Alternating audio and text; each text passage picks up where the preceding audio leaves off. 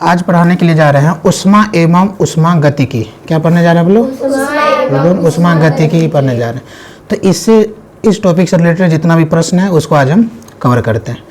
तो पहला प्रश्न है, दाब के बढ़ाने पर किसी पदार्थ का क्वथनांक क्या होता है? कह रहा कोई भी पदार्थ का यदि हम प्रेशर क्या करते हैं, बढ़ा देते हैं, यदि हम प्रेशर बढ़ा देते हैं तो उस पदार्थ का क्वथनांक में क्या परिवर्तन होता है? ठीक है, तो क्वथनांक घटता है या क्वथनांक बढ़ता है या शून्य हो जाता है या अपरिवर्तित रहता है। समझो प्रश्न को, बहुत अच्छा प्रश्न है। कह रहे किसी भी पदार्थ का जब हम प्रेशर मतलब दाब बढ़ा देते हैं, दाब बढ़ा दिए, यदि दाब हम बढ़ा दिए तो उस पदार्थ का क्वथनांक में क्या होगा? क्वथनांक में क्या होगा? घटेगा क्वथनांक या बढ़ेगा क्वथनांक या शून्य होगा क्वथनांक या अपरिवर्तित रहेगा क्वथनांक। याद रखिएगा, किसी भी पदार्थ का जब हम प्रेशर को बढ़ाते हैं तो यदि हम प्रेशर को बढ़ाते हैं तो उसका क्वथनांक भी बढ़ जाता है। प्रेशर को यदि हम बढ़ाते हैं तो उसका क्वथनांक भी क्या हो जाता है? बढ़ जाता है।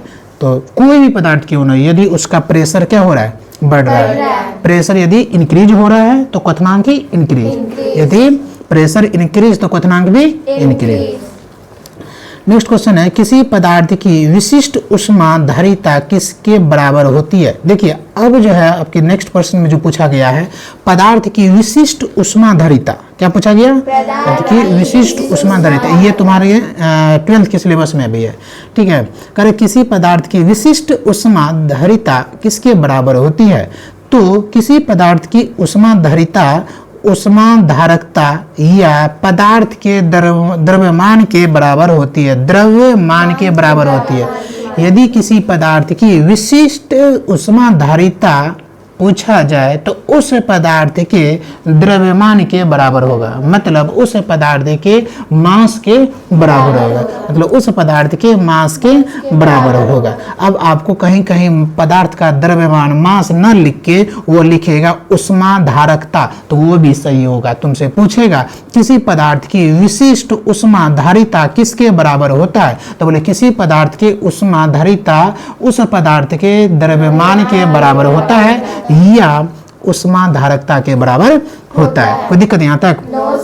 नेक्स्ट क्वेश्चन भी इसका आंसर हो जाएगा। नेक्स्ट क्वेश्चन है आपके, एक आदमी जो भट्टी के सामने खड़ा है, भट्टी, ठीक है, निम्न द्वारा अधिक से अधिक ऊष्मा प्राप्त कर सकता है। भट्टी समझते हैं, जैसे ईंट वगैरह बैठता है, कहता है ये ईंट का भट्टी या ईंट, तो वहाँ पे क्या किया जाता है, कच्चा मिट्टी का जो है तैयार करके उस भट्टी में डाला जाता है। ठीक है, और वहाँ पे क्या बहुत हाई टेम्परेचर दिया जाता है और ईटा क्या हो जाता है, पक जाता है। तो कह रहा है आपको क्या, मान लीजिए कि आप में से किसी एक बच्चा को किसी भट्टी के पास खड़ा कर दिया जाए, किसी भट्टी के पास खड़ा कर दिया जाए तो निम्न द्वारा अधिक से अधिक ऊष्मा प्राप्त किया जाता है। तो कह रहा है आपको जो ऊष्मा वहाँ पे मिलेगा, अच्छा टूटी फूटी भाषा में से देखिए, जैसे मान लो कि जो सर्दी का मौसम आ रहा है, ठीक है, तो देखिए देहात भाषा में कहा जाता है घोड़ा। ठीक है, आप लोग क्या कहते हैं पता नहीं, मतलब लकड़ी को जला के जो सब बैठा रहा था उसको आप लोग क्या कहते हैं? धिक्कार है सब, कैसा ना आदमी है, हैं? वो तो बेवकूफ़ों को पता है कि उसको आग तापना कहते हैं। अरे उसको जो जलाते उसको कहते क्या है? बस रहने दे, ठीक ना। तो उसको जन बुरा मतलब जो है ना, वहाँ पे क्या किया जाता है, जो ना बहुत सारे जलावन लकड़ी वगैरह रख के और उस पर आराम से चारों बगल से आदमी बैठ जाता है और ऐसे करके गांव के व्यक्ति क्या करता है, आराम से, मार्केट में देखते हैं कागज ही कुट जलाता है। ठीक है, जितना वो ऊष्मा शरीर को ले नहीं रहा है उतना बीमारी ले रहा है। ऐसा कभी भूल के भी गलती मत कीजिएगा। कभी भी कागज को जलाइएगा या आप जो है प्लास्टिक को जलाइएगा या आप जो कोई भी कूट वगैरह जलाते हैं या किसी डब्बा वगैरह जलाते हैं, तो जितना आपके बॉडी को ऊष्मा नहीं मिलेगा उससे ज़्यादा आपकी बॉडी को हानि होगा, क्योंकि उससे बहुत जो है ना गंदा गैसों का निष्कासन होता है और वो आपको जो है क्या करते हैं, फेफड़ा के लिए घातक होता है। इसलिए ऐसा हरकत नहीं कीजिएगा। ठंडा ज़्यादा लगेगा तो थोड़ा सा बर्दाश्त कर लीजिए, लेकिन ऐसा नहीं कागज़ जला के तापना शुरू कर दिए। सर गांव में ये कहानी नहीं चलता है, इसलिए कहा जाता है ना, कुछ भी करो, ठीक है, कुछ भी करो, मतलब गांव की एक अलग जन क्या है, मज़ा है। ठीक है, भले मार्केट में आके आपको सब कुछ अवेलेबल होता है, लेकिन जो गांव में मज़ा है वो नहीं हो सकता। गांव के व्यक्ति क्या करता है, उसमें जो है ना सूखा लकड़ी हो गया, उसके बाद जो है ना ये क्या कहते हैं, गैया माता की जो गोबर है उसको क्या कहते हैं तुम लोग? उसको जो बनाते हैं उसको गोईठा गोईठा, ठीक है। तो ये सब डाल के और आराम से बैठ के जो ना एकदम तक, तो उससे ज़्यादातर जितना नुकसान प्लास्टिक से करता है उतना उससे नहीं करता है। और वहाँ पे जो है ना बच्चे लोग क्या करते हैं, आलू डाल देते हैं, शकरकंद डाल देते हैं और पका के आराम से उसको क्या करते हैं, खाते हैं, ठीक है। अच्छा, बहुत वगैरह देखी होगी जो है ना, जैसे एक चूल्हा का जो है ना, चूल्हा पे जो है ना आप क्या कीजिए, दूध को छोड़ दीजिए, ठीक है। कौन सा चूल्हा, वो लकड़ी वाला, और उसको छोड़ दे, देखिए उस पर जो मक्खन बना, दूध में जो मिठास आएगा उसका गजबे का मिठास रहता है। और आप जो सिलेंडर की बात करते हैं, सिलेंडर का देखिए, तो इसलिए जो ना हमारे प्रकृति में ज़्यादातर प्रकृति से हम लोग को कहाँ क्या कहते हैं देखने को मिलता है, तो गाँव में मिलता है, ठीक है। एक आदमी को भट्टी, अब कह रहा है कि इस भट्टी के पास खड़ा कर दिया जाए तो उष्मा मिल रहा है, तो कह रहे किस विधि द्वारा, किससे प्राप्त होता है, तो विकिरण के कारण उसको गर्मी महसूस हो रहा है। किसके कारण, विकिरण के। या आप ऐसे भी बात कर लीजिए, कहीं पे आपको गर्म चीज़ जो है, अग्नि जल रहा है, ठीक है। अच्छा, वैसे छोड़िए ना, हवन कुंड में जो हम लोग बैठते हैं, देखे होंगे, जब उसकी जो है आग की प्रज्वलता क्या हो जाती है, बढ़ जाती है, तो क्या कहता है, ज्वलन क्षमता, ज्वलन उसकी क्या हो जाती है, बढ़ जाती है, तो हम लोग क्या लगने लगता है, गर्मी लगने लगता है, तो हम लोग क्या करते हैं, पीछे भागते हैं। ये तो अपना लोग साथ कितना बार गायत्री मंदिर में हवन करने वक्त ऐसा हुआ है। तो वो गर्मी जो आपको मिल रहा है किस विधि द्वारा, तो वो गर्मी किसके कारण, तो विकिरण के कारण, विकिरण के कारण। वो उष्मा जो आपकी बॉडी में प्राप्त हो रहा है किसके कारण, विकिरण के कारण। नेक्स्ट क्वेश्चन है, क्या कहते हैं, जिसके नीचे पदार्थ ठंडा नहीं हो सकता वो न्यूनतम संभावित तापमान क्या है। बहुत अच्छा प्रश्न है, इसको जरा रट्टा मार लेना, ठीक है। 10th 12th दोनों के लिए और जनरल कंपटीशन के लिए रामबाण प्रश्न है ये। कह रहा है कि नीचे पदार्थ ठंडा नहीं हो सकता, कोई पदार्थ की एक न्यूनतम मिनिमम टेम्परेचर से घट नहीं सकता। जैसे ये कोई पदार्थ, ठीक है, इस पदार्थ की जो ठंडा की लिमिट होगी, सर किस लिमिट से उससे ज़्यादा ठंडा नहीं हो सकता है, ठीक है। तो उसको -273.15 डिग्री सेंटीग्रेड से नीचे कोई पदार्थ उससे ज़्यादा ठंडा नहीं हो सकता है। अब जो है ना सुनने में तो मज़ा आया, ठीक है, लेकिन थोड़ा सा सोचना चाहिए। अब हम 0 डिग्री पे हमारा पानी क्या होता है, फ्रीज हो जाता है। हम लोग जो क्या करते हैं, बर्फ़ वगैरह जो है ना, अच्छा यदि -5 डिग्री यदि आ जाए, अभी मान लो कि सर्दी का मौसम आने वाला, यदि -5 डिग्री का तापमान आ जाए ना, तो आप ऐसी के तैसी हो जाएगा और अपना लोग को मुश्किल हो जाएगा, ठीक ना। और कहता है कि सब कुछ बंद करो, यहाँ तक सरकार भी कहती है कि जो है ना भाई स्कूल बंद कीजिए, डीएम साहब का आदेश हो जाता है कि स्कूल बंद कीजिए। अब जब -5 डिग्री पे जाने वो टेम्परेचर हमारे बॉडी क्या कर रहा है, क्या कहते हैं उसको जन क्या कहते हैं बैलेंस नहीं कर पा रहा है, तो आप सोच सकते हो -273.15 डिग्री से कितना समझ रहा है। तो इसलिए इतना भी तो हम लोग को पता चलेगा जो ना, हमारे जो ब्लड सर्कुलेशन या ब्लड जम जाएगा, ठीक है ना। तो इसलिए हमारे मनुष्य के लिए बात नहीं हो रहा है ये। तो कोई ठोस पदार्थ है या कोई ऐसा पदार्थ है, उस पदार्थ की एक लिमिट होगी, एक हद होगी, कितना तक जाके ठंडा हो सकता है। तो -273 से नीचे ठंडा नहीं हो सकता है। तो ये याद रखना, -273.15 डिग्री सेंटीग्रेड। कोई दिक्कत, इससे ज़्यादा न्यूनतम संभावित ताप है जिसके नीचे कोई पदार्थ ठंडा नहीं हो सकता। इसके नीचे कोई पदार्थ दुनिया का ठंडा नहीं हो सकता है। कोई दिक्कत, ठीक है।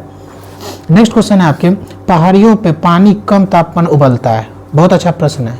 कह रहा है कि जैसे आप लोग जो है लाइफ में सक्सेस कर गए, बहुत से अचीवमेंट हो गया, खूब पैसा भगवान लक्ष्मी माँ ने खूब पैसा दिया, धन दौलत दिया, तो मनवा के चलो ये बात चलते हैं कहाँ, पहाड़ी पे, ठीक है। अब पहाड़ पे गए और पूरा सेटअप के साथ गई हो, से जाएंगे पहाड़ पे, पिकनिक जैसा खाना बनाएंगे, एंजॉय करेंगे, खाएंगे पिएंगे। तो तुम जो सामान सब कुछ लेके गई है, तो तुम देखिए कि यहाँ पे वही पानी को जब गर्म करते हैं तो ज़्यादा समय लगता है और वहाँ पे तुरंत हो जाता है। ये हो गया मतलब विदाउट साइंस की बात। जैसे यहाँ पे मान लो कि हम जब पानी चढ़ाए तो देखते हैं अब गर्म होगा, अब बॉयल होगा, थोड़ा समय लगता है, वहाँ तुरंत होने लगा। इवन अब साइंस की बात, जैसे यहाँ पे 100 डिग्री पे बॉयल होने लगा, वहाँ पे उससे पहले ही बॉयल होने लगा है। सर इसके कारण क्या है? क्योंकि पहाड़ियों पर हवा के दबाव में कम होती है, क्योंकि पहाड़ पे जो यहाँ पे हवा का दबाव है उससे पहाड़ पे हवा का दबाव कम होता है, जिसके कारण वहाँ पे खाना पकाना और पानी कम ताप पे क्या होने लगता है, बॉयल होने लगते हैं। क्या होने लगता है? बॉयल होने लगता है। क्या होने लगता है, बॉयल होने लगता है। ठीक है, क्या होने लगता है, बॉयल होने लगता है। गजब के मुँह लोग ये कर ले रहे थे, अरे कम हंस के बड़ा लिखा करो, ठीक ना। सुनो, तो पहाड़ियों पे जो है ना पानी कम ताप पे, अब एक वर्ड में दिमाग को सिखा देना है, पहाड़ पे कम ताप पे पानी क्यों उबलता है?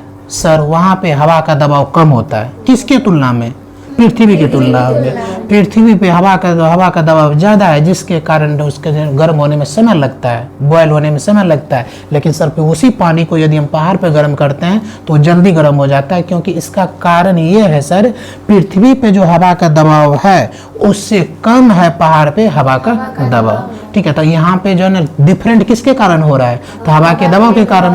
यहाँ पे पृथ्वी पे हवा के दबाव ज़्यादा है, जिसके कारण पानी को बॉयल होने में समय लगता है। डेट मीन्स 100 डिग्री पे वो क्या होता है, बॉयल होने लगता है। लेकिन उसी पानी को हम कहाँ पे लेके चल जाते हैं, पहाड़ पे, तो वहाँ पे हवा के दबाव कम होने के कारण वहाँ जल्दी क्या होने लगता है, बॉयल होने लगता है। कोई दिक्कत नहीं।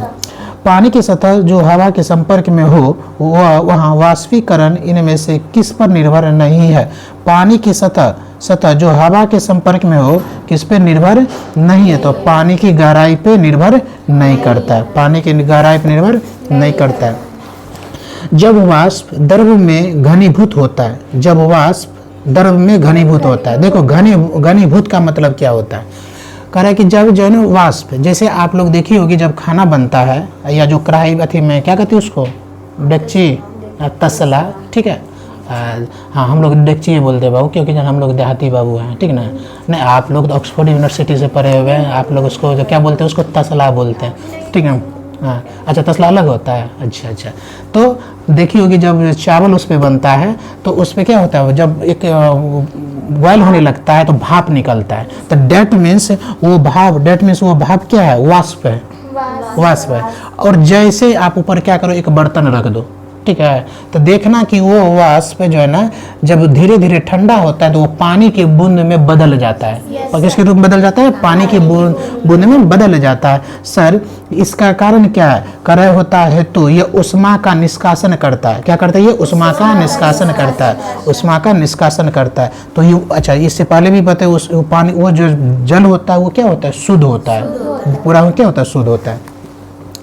कर खुले तालाब का जल सूरज की गर्म किरणों के पड़ने पर भी ठंडा रहता है। खुले तालाब का जल सूरज की गर्म किरणों के पड़ने पर भी ठंडा रहता है। अच्छा, ये जो है ना थोड़ा सा सोचने वाली बात है। क्या कहते हैं, मतलब जो मई जून का समय है और उस समय जो है ना देखी होगी जो ना आदमी क्या करता है, पूरा गर्मी पड़ रहा है और जाके वही आदमी जो नदी में जाके नहाता है, तालाब में जाके नहाता है, तो वो पानी क्या लगता है, ठंडा लगता है। तो सर जब पूरे वातावरण का तापमान गर्म ज़्यादा है तो फिर जो है ना तालाब का पानी ठंडा क्यों, सवाल उठता है। नदी का पानी जो है ना ठंडा क्यों, इसके कारण क्या है, तो जल वाष्पित होते रहता था, उसमें एकत्र नहीं हो पाती है। बहुत अच्छा बात समझो, क्योंकि वो जो पानी है तालाब का, वो सूर्य के टेम्परेचर के कारण वो वाष्पित हो रहा है, उड़ रहा है। क्या हो रहा है, उड़ रहा है। और उसके सतह पे जो ताप उष्मा पड़ रहा है ना, वो उष्मा स्थिर नहीं रह रहा है। क्या नहीं रह रहा है, स्थिर, जिसके कारण वो पानी गर्म नहीं हो पाता है। समझा रहा है। तो आज के बाद यदि तुमसे कोई पूछे, रे इतना ज़्यादा जून का मौसम है, इतना गर्मी पड़ रहा है, फिर भी तालाब का पानी ठंडा ही क्यों, नदी का पानी ठंडा ही क्यों, ठीक, तो बोलेंगे सर सुनिए, इसलिए ठंडा है क्योंकि सूर्य की ताप जो इस पानी के सतह पे पड़ रहा है ना, उससे पहले जो ना इस तालाब का पानी या इस नदी का पानी वाष्पित हो रहा है। क्या हो रहा है, वाष्पित हो रहा है, उड़ रहा है।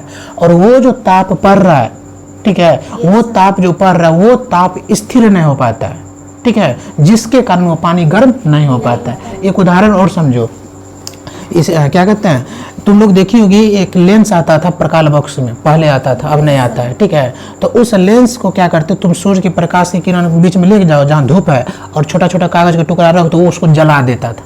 वो हकीकत में करता क्या था, सूर्य की सारे किरणें को क्या करते, एक जगह एकत्रित करता था और जिसके कारण वहाँ के टेम्परेचर और वहाँ कागज को क्या करता था, बर्न कर देता था।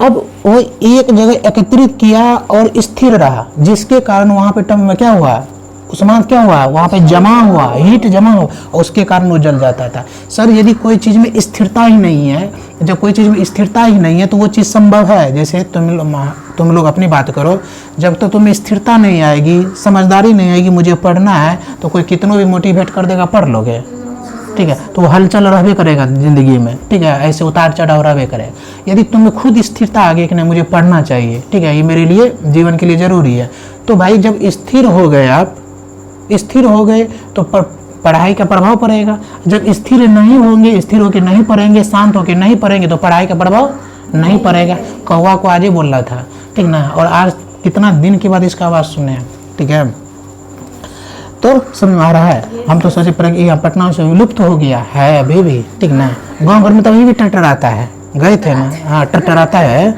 भर दिन टाव टाव करने लगता है। मम्मी लोग कहती है क्या, जो एक नॉर्मल कौवा जो होता है तो वो चला तो बोलते कि हाँ कोई आने वाला है, तो देखते हैं कि पहले ही खाना एक्स्ट्रा बनाती है ताकि दोबारा मेहनत ना करना पड़े।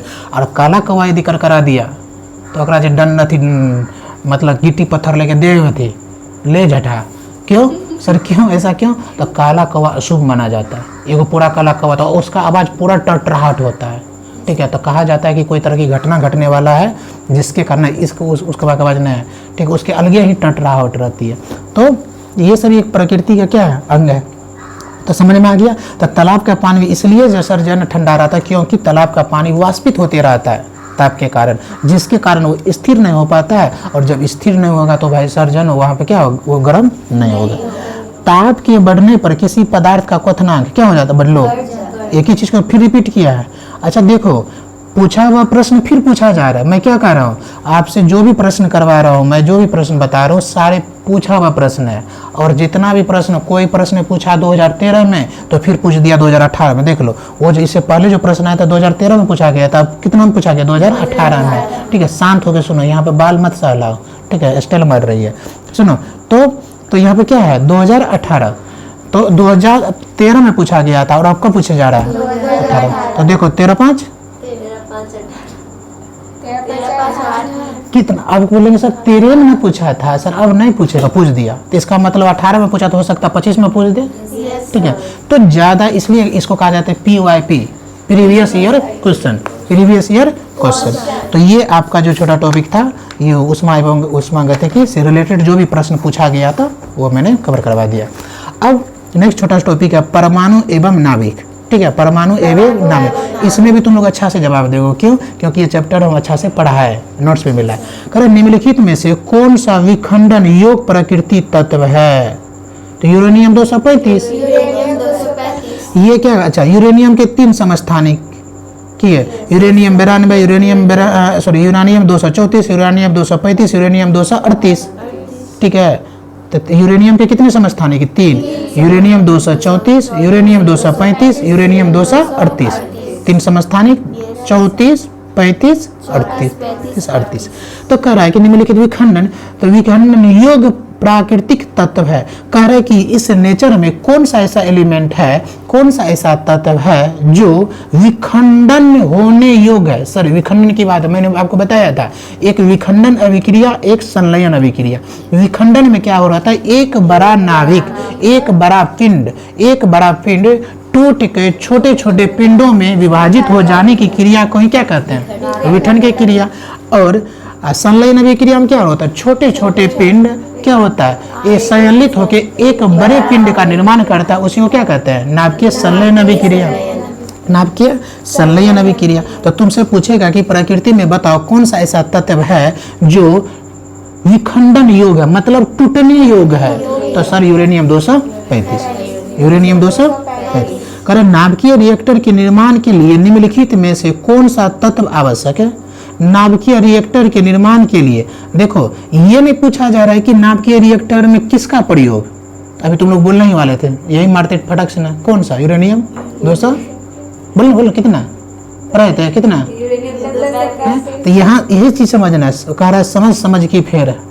कोई व्यक्ति को आप क्या कहना चाह रहे हैं और उसको क्या कह रहे हैं, वो तो आपकी उस बातों को समझ कुछ और रहा है, इसी में क्या हो जाता है, गलती हो जाता है। गलत फहमी आज दुनिया को क्या कर रहा है, बर्बाद कर रहा है। तो कह रहे नाभिकीय रिएक्टर के निर्माण में, ये नहीं कह रहा कि नाभिकीय रिएक्टर का प्रयोग कहाँ किया जाता है, ये नहीं पूछा जा रहा है। ये कह रहा है कि नाभिकीय रिएक्टर के निर्माण में कौन सा एलिमेंट का प्रयोग किया जाता है। तो देखो नाभिकीय रिएक्टर का निर्माण जब पूछे ना तो उसमें मारिएगा जिरकोनियम, ठीक है। अच्छा ये पूछ दे घुमा के नाभिकीय रिएक्टर का प्रयोग कहाँ किया जाता है, कहाँ पे, ठीक है, और कहाँ पे, ठीक है। तो निर्माण में प्रयोग किया जाता है। सुनो तो नाभिकीय रिएक्टर के निर्माण में जिरकोनियम का प्रयोग किया जाता है। किसका, जिरकोनियम का प्रयोग किया जाता है। एच हाइड्रोजन बम इस पे आधारित है, बताओ हाइड्रोजन बम नाभिकीय संलयन अभिक्रिया पे आधारित है या नाभिकीय विखंडन अभिक्रिया पे आधारित है, बताओ सर। हाइड्रोजन बम इस पे आधारित है नाभिकीय संलयन अभिक्रिया पे। किस पे, हाइड्रोजन बम किस पे आधारित है, नाभिकीय संलयन अभिक्रिया पे, नाभिकीय संलयन अभिक्रिया पे। हाइड्रोजन बम किस पे आधारित है, नाभिकीय संलयन अभिक्रिया पे, ठीक है। क्योंकि नाभिक परस्पर जुड़कर भारी नाभिक का निर्माण करता है। छोटे छोटे हाइड्रोजन के नाभिक एक जुड़कर बड़े नाभिक का क्या करता है, निर्माण करता है, जिससे बड़ी मात्रा में ऊर्जा मुक्त होती है। हाइड्रोजन समझ में आ रहा है ना। तो कर इसके कोर में यूरेनियम 235, प्लूटोनियम 239 प्राथमिक स्तर पे संलयन अभिक्रिया होती है। तो सबसे बड़ी बात सर संलयन मतलब मैंने क्या बताया, छोटे छोटे पिंड जुड़ के। तो सर इसमें छोटे छोटे पिंड किसका जुड़ता है, तो यूरेनियम 235 और प्लूटोनियम 239, यूरेनियम 235 और यूरेनियम, इसी के जो क्या छोटे छोटे पिंड जुड़ के क्या करता है, एच हाइड्रोजन बम के निर्माण करता है। क्लासिकल भौतिकी के नियम इन कणों पे लागू होता है। तो लेस देन 10 के पावर -8 मीटर पर सेकेंड, क्या है, क्लासिकल भौतिकी के निर्माण इन कणों पे लागू होता है। तो कर लो ना खांसी वो रोक रही है, नेचुरल चीज को लोग रोकता है। चलो कि इस पे कणों पे लागू होता है जिसका आकार होता है, ठीक है, 10 के पावर -8 मीटर पर सेकेंड। गर्म पानी यूज किया करो, तुम लोग 1000 दिन बताए, मौसम टेम्परेचर चेंज हो रहा है। परमाणु ऊर्जा प्राप्त करने के लिए निम्न में से किसका प्रयोग किया जाता है। देखो परमाणु बम प्राप्त करने के लिए तो कर परमाणु बम, अभी हम तुमने बताए परमाणु ऊर्जा प्राप्त करने के लिए निम्न में से किसका प्रयोग किया जाता है, तो यूरेनियम का। अब परमाणु रिएक्टर में किसका प्रयोग किया क्या कहते हैं, निर्माण में प्रयोग होता है, जिरकोनियम का। नाभिकीय विखंडन की खोज किसने किया था, बहुत भी प्रश्न है। नाभिकीय विखंडन तो नाभिकीय ओटो हॉर्न और स्ट्रासमैन, क्या ओटो हॉर्न स्ट्रासमैन, ये दोनों मिलकर किसका निर्माण किया था, किसको खोजा था, नाभिकीय विखंडन का। किसका, नाभिकीय विखंडन का। ओटो हॉर्न और स्ट्रासमैन ये दोनों मिलके नाभिकीय विखंडन का खोज किया था। नाभिकीय विखंडन का खोज और ये ओटो हॉर्न और स्ट्रासमैन ने ये दोनों मिलके नाभिकीय ओटो हॉर्न, ऐसे याद रख लो ना, ओटो से ओटो हॉर्न, ओटो के दिमाग में जैसे आए तो दिमाग में आना चाहिए कि नाभिकीय विखंडन, क्या आना चाहिए, नाभिकीय। रेडियो धर्मिता की खोज किसने किया था, तो बताओ, हेनरी बेकुरल ने। अच्छा यहाँ रेडियो धर्मिता कहीं कहीं लिखा लेगा रेडियो धर्मी, ठीक है। तो रेडियो धर्मिता की खोज किसने की थी, तो हेनरी बेकुरल ने की थी। सौर ऊर्जा का स्रोत क्या है, तो नाभिकीय संलयन। सौर ऊर्जा का क्या है, नाभिकीय संलयन। सौर ऊर्जा का स्रोत क्या है, नाभिकीय संलयन। भारत में प्रथम परमाणु परीक्षण 1974 में कहाँ किया गया था, बताओ, पोखरण में।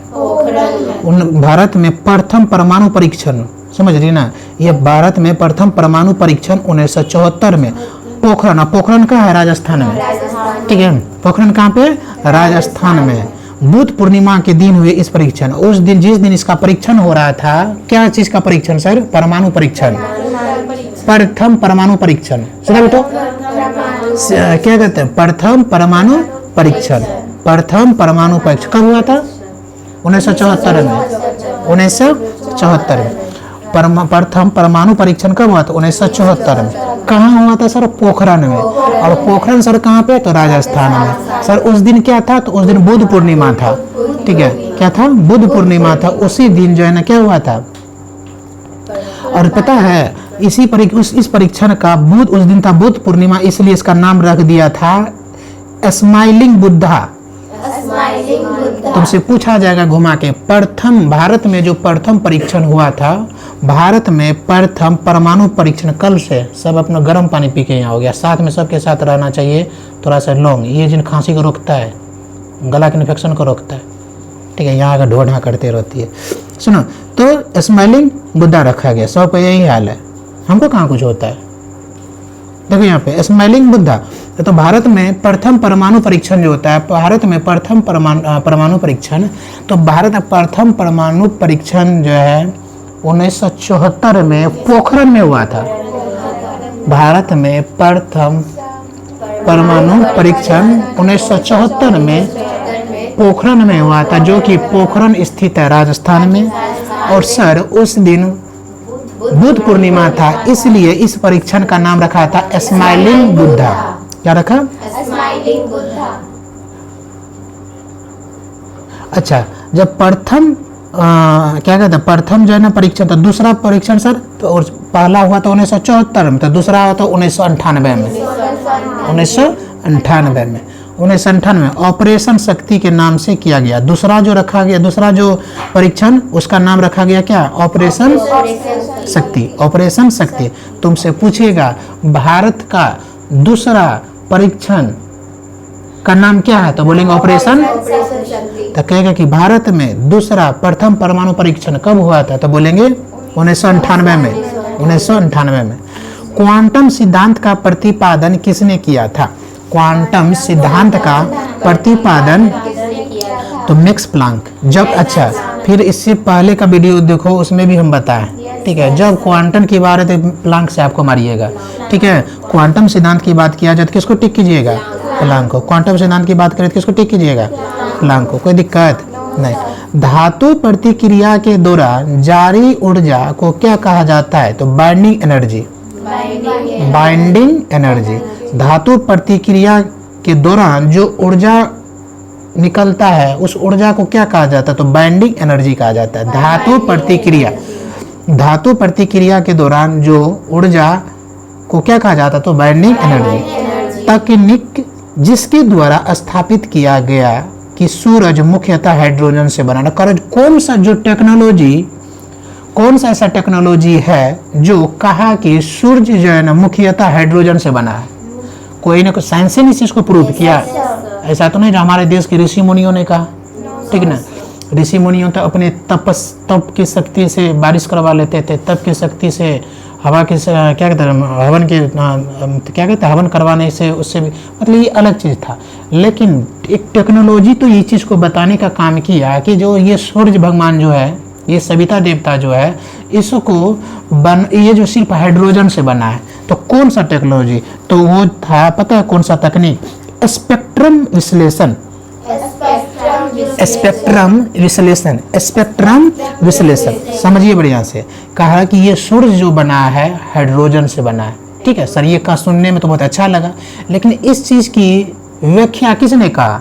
कौन सा टेक्निक ने, कौन सा तकनीकी ने? तो सर स्पेक्ट्रम विश्लेषण एक टेक्निक था, टेक्नोलॉजी था, उसी ने ये बताने का काम किया कि ये हमारे सूर्य जो है ये हाइड्रोजन से बना है। किससे बना है? हाइड्रोजन से बना है। तो स्पेक्ट्रम विश्लेषण, क्या नाम है इसका? स्पेक्ट्रम विश्लेषण।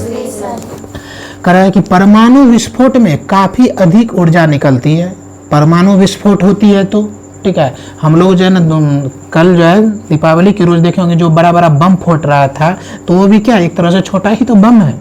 तो कहते हैं ना चॉकलेटिया बम, कहते हैं आता है कि छोटा सा बम को हम लोग कहते हैं जब तुम लोग है ना, तुम लोग तो ऑक्सफोर्ड यूनिवर्सिटी से पढ़ के आई हो ना, तो तुम लोग को थोड़ी सा पता रहेगा। हम लोग देहाती भाषा में पहले जो ना कहते थे चॉकलेटिया बम लेंगे, छोटा सा आता था, इतना साउंड नहीं करता था। अब आज की डेट में तो ऐसा ऐसा बम आया है कि लगता है कि बिल्डिंग को क्या कर दिया, वाइब्रेट करवा दिया। समझ में आ रहा है? इतना कल जो है ना वहाँ पे जो है ना फोड़ रहा था मेरा मुकाबले, इतना वाइब्रेट किया, मेरा खिड़की जो था कांच का वो एकदम पूरा थी होने लगा, दीपक बुझ गया। अब सोच सकते हो क्या है सर ये? कह रहा है कि ये परमाणु, जब ये छोटा सा जो हम लोग इसको एक एंजॉय के हिसाब से लाते हैं, ये जो हम लोग दीपावली में जो पटाखा फोड़ते हैं, बम जो फोड़ते हैं, तो किस लिए? किसी को जो ना बर्बाद करने के लिए नहीं। ऐसा तो नहीं ना सर, भाई बम लाओ बगल वाले को उड़ा दो, हाँ पड़ोसी उड़ा दो, ऐसा कोई कर सोचता है कोई? ऐसा करने लगे तो पता चला कि भाई रे अब वैसे भी पटाखा पे प्रतिबंध है। तो सोच ले कि हम लोग इंजॉय के हिसाब से जो लाते हैं उसमें इतना साउंड है। रियल में यदि परमाणु विस्फोट हो, रियल में यदि परमाणु विस्फोट करे तो काफ़ी अधिक ऊर्जा निकलती है। जब विस्फोट करता है, परमाणु विस्फोट करता है ना, तो उससे क्या निकलता है? काफ़ी क्या निकलता है? अधिक क्या निकलता है? ऊर्जा निकलता है। तो इसके क्या कारण है? तो करो इसका कारण क्या है? तो सुनो, इसका कारण है द्रव्यमान का ऊर्जा में रूपांतरण। इसका कारण है द्रव्यमान का ऊर्जा में रूपांतरण। इसलिए जो क्या निकलती है? अधिक ऊर्जा निकलती है। द्रव्यमान का ऊर्जा में रूपांतरण, द्रव्यमान का ऊर्जा में रूपांतरण, ये किसके? ये मतलब परमाणु विस्फोट जो होता है काफ़ी उससे ऊर्जा निकलता है। तो इसका कारण क्या है? तो इसका कारण है कि द्रव्यमान का ऊर्जा में रूपांतरण। नेक्स्ट क्वेश्चन है, नाभिकीय ऊर्जा कैसे उत्पन्न होती है? नाभिकीय ऊर्जा कैसे उत्पन्न होती है? तो सर नाभिकीय ऊर्जा जब विखंडन से रिएक्टर में उत्पन्न उष्मा से जलवाष्प में बदलता है। देखो नाभिकीय ऊर्जा तब उत्पन्न होता है जब परमाणु क्या होता है? विखंडन से रिएक्टर में परमाणु विखंडित होती है, टूटती है, टूटने के बाद रिएक्टर में उष्मा उत्पन्न उष्मा, जैसे सुनो बढ़िया समझो बात को, अच्छा प्रश्न है। परमाणु है, परमाणु क्या हुआ? विखंडित हुआ, टूटा। जैसे ही टूटा तो रिएक्टर में उष्मा उत्पन्न हुआ। परमाणु फूटा, विस्फोट किया, तो जैसे ही विखंडित हुआ परमाणु तो वो रिएक्टर में क्या हुआ? उष्मा उत्पन्न हुआ। और वही उष्मा बदल जाता है किस में? जलवाष्प में। क्या बदल जाता है? जो टरबाइन को चलाता है वही क्या करता है? टरबाइन को चलाता है और बिजली उत्पन्न होता है और बिजली उत्पन्न करता है। इसी को कहा जाता है नाभिकीय ऊर्जा कैसे उत्पन्न होता है। नेक्स्ट क्वेश्चन है तुम्हारा, किस प्रकार की अभिक्रिया से सबसे अधिक हानिकारक विकिरण पैदा होता है? अभी न पढ़ी थी, क्या पढ़ी थी? विकिरण से क्या पढ़े थे? बता क्या पढ़े थे? विकिरण का उदाहरण आया था क्या?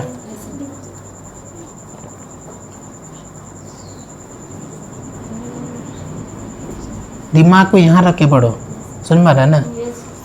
बता हमको फिर पता है ना, तरीका भी है तो समझो। तो हानिकारक विकिरण पैदा होता है तो विखंडन अभिक्रिया में सबसे ज्यादा किस अभिक्रिया से अधिक हानिकारक विकिरण पैदा होता है? तो सर विखंडन अभिक्रिया से सबसे अधिक विकिरण पैदा होता है। सीधा सर विखंडन क्योंकि विखंडन में होता है कि टूटता है। अच्छा कोई भी चीज जब टूटता है तो क्या होता है? हानि पहुंचाता है ना। जैसे अभी आपका हड्डी टूटे तो आवाज करेगा, दर्द करेगा, होगा ना। तो उसी पर कोई भी चीज टूटते है तो विखंडित हो रहा है, टूट रहा है, तो कह रहा है कि क्या कहते हैं, जब विखंडन की अभिक्रिया होता है तो विखंडन की अभिक्रिया होने के पश्चात विकिरण ज्यादा हानिकारक उत्पन्न होता है।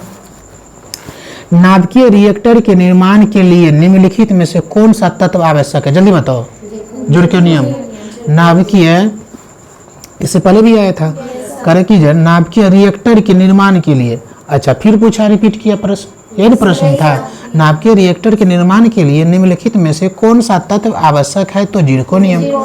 नेक्स्ट क्वेश्चन है, निम्नलिखित में से कौन एक भारत का सबसे बड़ा स्वदेशी अनुसंधान और उत्पादन नाभिकीय रिएक्टर है? कह रहा है कि बताइए भारत का स्वदेशी, जो स्वदेशी मतलब जो भारत ने बनाया, कह रहा है कि एक ऐसा रिएक्टर का, नाभिकीय रिएक्टर का नाम बताइए जिसको भारत ने बनाया। किसने बनाया? भारत ने बनाया। तो उसको भारत ने बनाया किसको? तो वो है तुम्हारा क्या? तो ध्रुव। ध्रुव जो है ना भारत का स्वदेशी नाभिकीय रिएक्टर है। ध्रुव भारत का क्या है? स्वदेशी नाभिकीय रिएक्टर है। क्या है? स्वदेशी नाभिकीय रिएक्टर है। स्वदेशी कौन? ध्रुव। ठीक है। अच्छा सर ये बात करते हैं कि ध्रुव रिएक्टर भारत का सबसे स्वदेशी नाभिकीय अनुसंधान रिएक्टर है, जिसे भाभा परमाणु संधान, जिसको भाभा परमाणु अनुसंधान केंद्र मुंबई में स्थापित किया गया। ठीक है। और साइरस भी नाभिकीय अनुसंधान रिएक्टर है, जिसे कनाडा के सहयोग से बनाया गया है। देखिए यहाँ पूछा कि भारत का भारत का सबसे बड़ा स्वदेशी, तो भारत का सबसे बड़ा स्वदेशी नाभिकीय रिएक्टर क्या है? ध्रुव, जिसको भाभा परमाणु अनुसंधान केंद्र जो स्थित है कहाँ? मुंबई में, वहीं पे इस नाभिकीय रिएक्टर को स्थापित किया गया है। वहीं पे इस नाभिकीय रिएक्टर को स्थापित किया गया है। समझ में आ रहा है? तो आज हम क्या सीखे? नाभिकीय रिएक्टर का सबसे पहले नाभिकीय रिएक्टर का निर्माण में जिरकोनियम का प्रयोग किया जाता है। नाभिकीय रिएक्टर का प्रयोग की बात करें तो परमाणु बनाने में किया जाता है। अब हम बात करते हैं कि भारत का एक नाभिकीय रिएक्टर का नाम बताओ सर। भारत का सबसे बड़ा नाभिकीय रिएक्टर है कौन? ध्रुव, जो कि भाभा अनुसंधान केंद्र जो कि मुंबई में स्थित है, वहीं पे इसको स्थापित किया गया है सर। और एक जो ना कनाडा के सहयोग से बनाया गया, जिसका नाम है क्या पता है? जिसका नाम है क्या बता दो? जिसका नाम है साइरस नाभिकीय रिएक्टर। साइरस नाभिकीय रिएक्टर, ठीक है। अल्फा कण में 2 धनात्मक आवेश होता है। अल्फा कण में 2 धनात्मक आवेश होता है। इसका द्रव्यमान निम्न में से किस एक के लगभग बराबर होता है? उसको लगा दो। कह रहा कि अल्फा कण में 2 धनात्मक आवेश होता है। समझो बात को। अल्फा कण, बीटा कण और गामा। अल्फा गामा, ठीक है। तो अगर अल्फा कण में 2 धनात्मक आवेश होता है, मतलब चार्ज होता है, इसका द्रव्यमान निम्न में किस के लगभग बराबर होता है? तो देख लीजिए, अल्फा कण में जो धनात्मक आवेश होता है ना, वो हीलियम के 1 परमाणु के द्रव्यमान के बराबर होता है। हीलियम के 1 परमाणु के द्रव्यमान के बराबर होता है। किसका कण? अल्फा कण के 2 धनात्मक आवेश के बराबर होता है। अल्फा कण के 2 धनात्मक आवेश के बराबर होता है हीलियम के 1 परमाणु का द्रव्यमान के बराबर। हीलियम के 1 परमाणु के द्रव्यमान के बराबर। कोई दिक्कत यहाँ तक? निम्न में से कौन सा पदार्थ नाभिकीय रिएक्टर में मंदक का काम करता है? लो, क्या है मंदक का? देखो, नाभिकीय रिएक्टर में, ठीक है, प्रयोग किया जाता है उसके मंदक के रूप में। तो सर मंदक के रूप में हम लोग भारी जल का प्रयोग करते हैं। किसका प्रयोग करते हैं? भारी जल का। और भारी जल का सूत्र क्या होता है? D2O। क्या होता है? D2O। क्या होता है? D2O। समझ आए? तो तुमसे पूछेगा कि बताओ जी नाभिकीय, अच्छा तुम्हारे भारत में जो बना स्वदेशी नाभिकीय रिएक्टर जिसका नाम है ध्रुव, तो इसका मतलब सर उसमें भी मंदक के रूप में प्रयोग किया गया होगा? तो बिल्कुल किया गया होगा। जब नाभिकीय रिएक्टर का बात हो रहा है तो उसमें मंदक के रूप में यदि उसमें काम प्रयोग किया गया होगा, क्या है? भारी जल का। क्या है? अच्छा, इसको क्या ड्यूटेरियम कहा जाता है? D2O, या इसी को कहा जाता है भारी जल। कोई दिक्कत? तो ये छोटा सा टॉपिक आपका कंप्लीट होता है। अब नेक्स्ट हम टॉपिक की बात करेंगे स्थूल पदार्थों के गुण। स्थूल पदार्थों के गुण, ठीक है। तो पहला प्रश्न है, एक पदार्थ की जल में विलेयता ताप बढ़ने से घटती है। एक पदार्थ की जल में विलेयता ताप बढ़ने से घटती है। किसका? गैस का। किसी सीमा तक वस्तुओं की सभी आकृतियों संपीड़ित किया जा सकती है। यह विशेषता कहलाती है प्रत्यास्थता। क्या कहा जाता है इसको? समझिए इसको। किसी कोई वस्तु हो उसको कितना तुम संपीड़ित कर सकते हो, ठीक है, संपीड़ित कर सकते तो इस कर सकते तो इस विशेषता को क्या कहा जाता है? इस विशेषता को कहा जाता है प्रत्यास्थता। समानतः द्रव ऊंचे द्रव से नीचे तल की ओर प्रवाहित होते हैं। निम्नलिखित में से कौन सा द्रव गिलास में रखने पर ऊपर की ओर चढ़ जाता है? सुनो, कह रहा है कि द्रव ऊंचे तल से नीचे तल की ओर प्रवाहित होता है।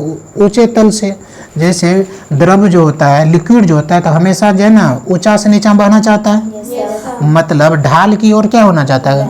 दैट मीन्स टूटी फूटी गहराई की ओर गिरना चाहता है। कह रहा है समानतः द्रव ऊंचे तल से नीचे की ओर बहना चाहता है। निम्नलिखित में से कौन सा द्रव गिलास में रखने पर ऊपर की ओर चढ़ जाता है? द्रव का कहा कि जितना भी द्रव है ये लिक्विड चीज है, तो इसका नेचर होता है भाई या तो ढाल की तरफ बहे, ठीक है, या ऊपर से नीचे की ओर। लेकिन कौन सा ऐसा द्रव है जो नीचे से ऊपर की ओर बहता है, नीचे से ऊपर की ओर सर, वो है द्रव हीलियम। क्या है? याद रखिएगा, द्रव हीलियम गिलास में रखने पर, जब आप द्रव हीलियम लाएंगे मार्केट से, उसको गिलास में रखोगे तो नीचे से ऊपर की ओर बहेगा, नीचे से ऊपर रखने पर ऊपर की ओर चढ़ जा सकता है। ऐसा इसलिए होता है क्योंकि 0 केल्विन ताप के निकट हीलियम के इलेक्ट्रॉन प्रोटॉन केवल आवेशित कण ही नहीं बल्कि सूक्ष्म चुंबक की तरह भी व्यवहार करता है, और इस प्रकार द्रव एक अस्थायी चुंबक के सदृश बन जाता है। गिलास की दीवार एवं इसके पीछे के पदार्थ को चुंबकित कर देता है, जिसके परस्पर आकर्षण उत्पन्न होता है और द्रव हीलियम गिलास में ऊपर की ओर चढ़ जाता है। उसके क्योंकि 0 डिग्री केल्विन ताप के निकट हीलियम के इलेक्ट्रॉन प्रोटॉन क्या होता है? आवेशित कण नहीं होता है।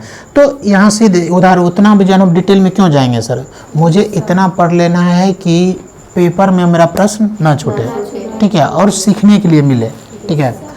तो सर जो ना सारे जितने भी द्रव होता है सब ऊपर से नीचे की ओर बहना चाहता है और बहता भी है, लेकिन एक ऐसा द्रव का नाम बताइए जो जैसे उसको गिलास में रखोगे तो ऊपर की ओर क्या करेगा?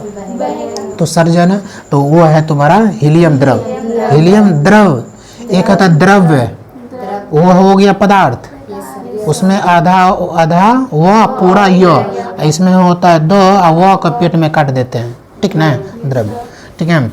रबर से स्टील अधिक लचीला होता है, रबर से स्टील अधिक लचीला होता है क्योंकि प्रतिबल की विकृति से अनुपात अधिक होता है, प्रतिबल की विकृति से अनुपात अधिक होता है। करे एक लोहे की गेंद पारद या मरकरी से भरी बाल्टी में गिराई जाती है, ये प्रश्न इससे पहले भी आया था। कह रहा है कि एक जो है ना लोहा का गेंद है, ठीक है, लोहा का गेंद, और उसको हम क्या किए, एक बर्तन में Hg रखा हुआ, मतलब मरकरी रखा होता है, और क्या मरकरी को क्या कहा जाता है? अच्छा, झूठा सोना, और क्विक सिल्वर किसको कहा जाता है? पारा को, मरकरी को। झूठा सोना फॉर्मूला उसका बोलने नहीं देंगे। खाने का सोडा,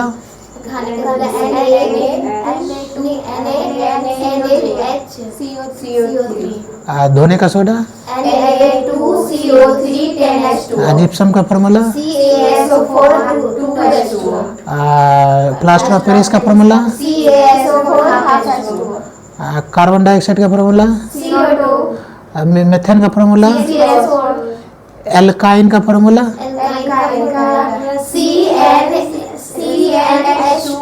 देखो उसमें क्या बताए थे, alkane, alkene, alkyne, alkane, alkyne.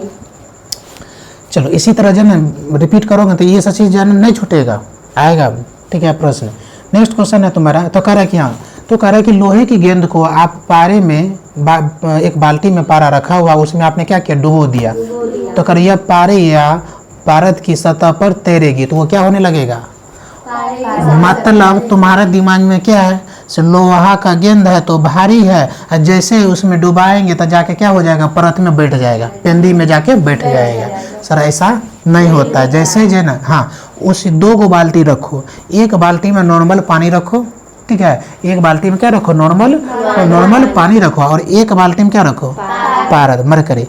तो 2 गो तुम लोहा का गेंद ले लो, तो एक गेंद में तुमने क्या की, क्या रखी,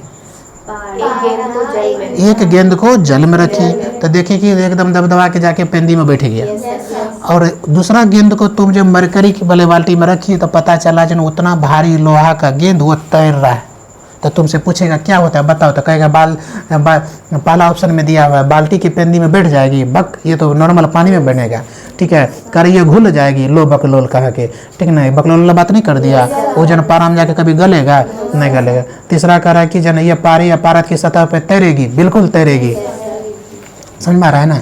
नेक्स्ट क्वेश्चन, निम्नलिखित में से कौन सा एक गर्म करने पे सर्वाधिक फैलता है, तो वायु, कारण निम्नलिखित में से कौन सा एक गर्म करने पर सर्वाधिक फैलता है, वायु, ठीक है, समान तापमान गर्म करने पर वायु का सबसे अधिक प्रसार होगा, क्योंकि वायु में अंतराणविक स्थान अधिकतम होता है।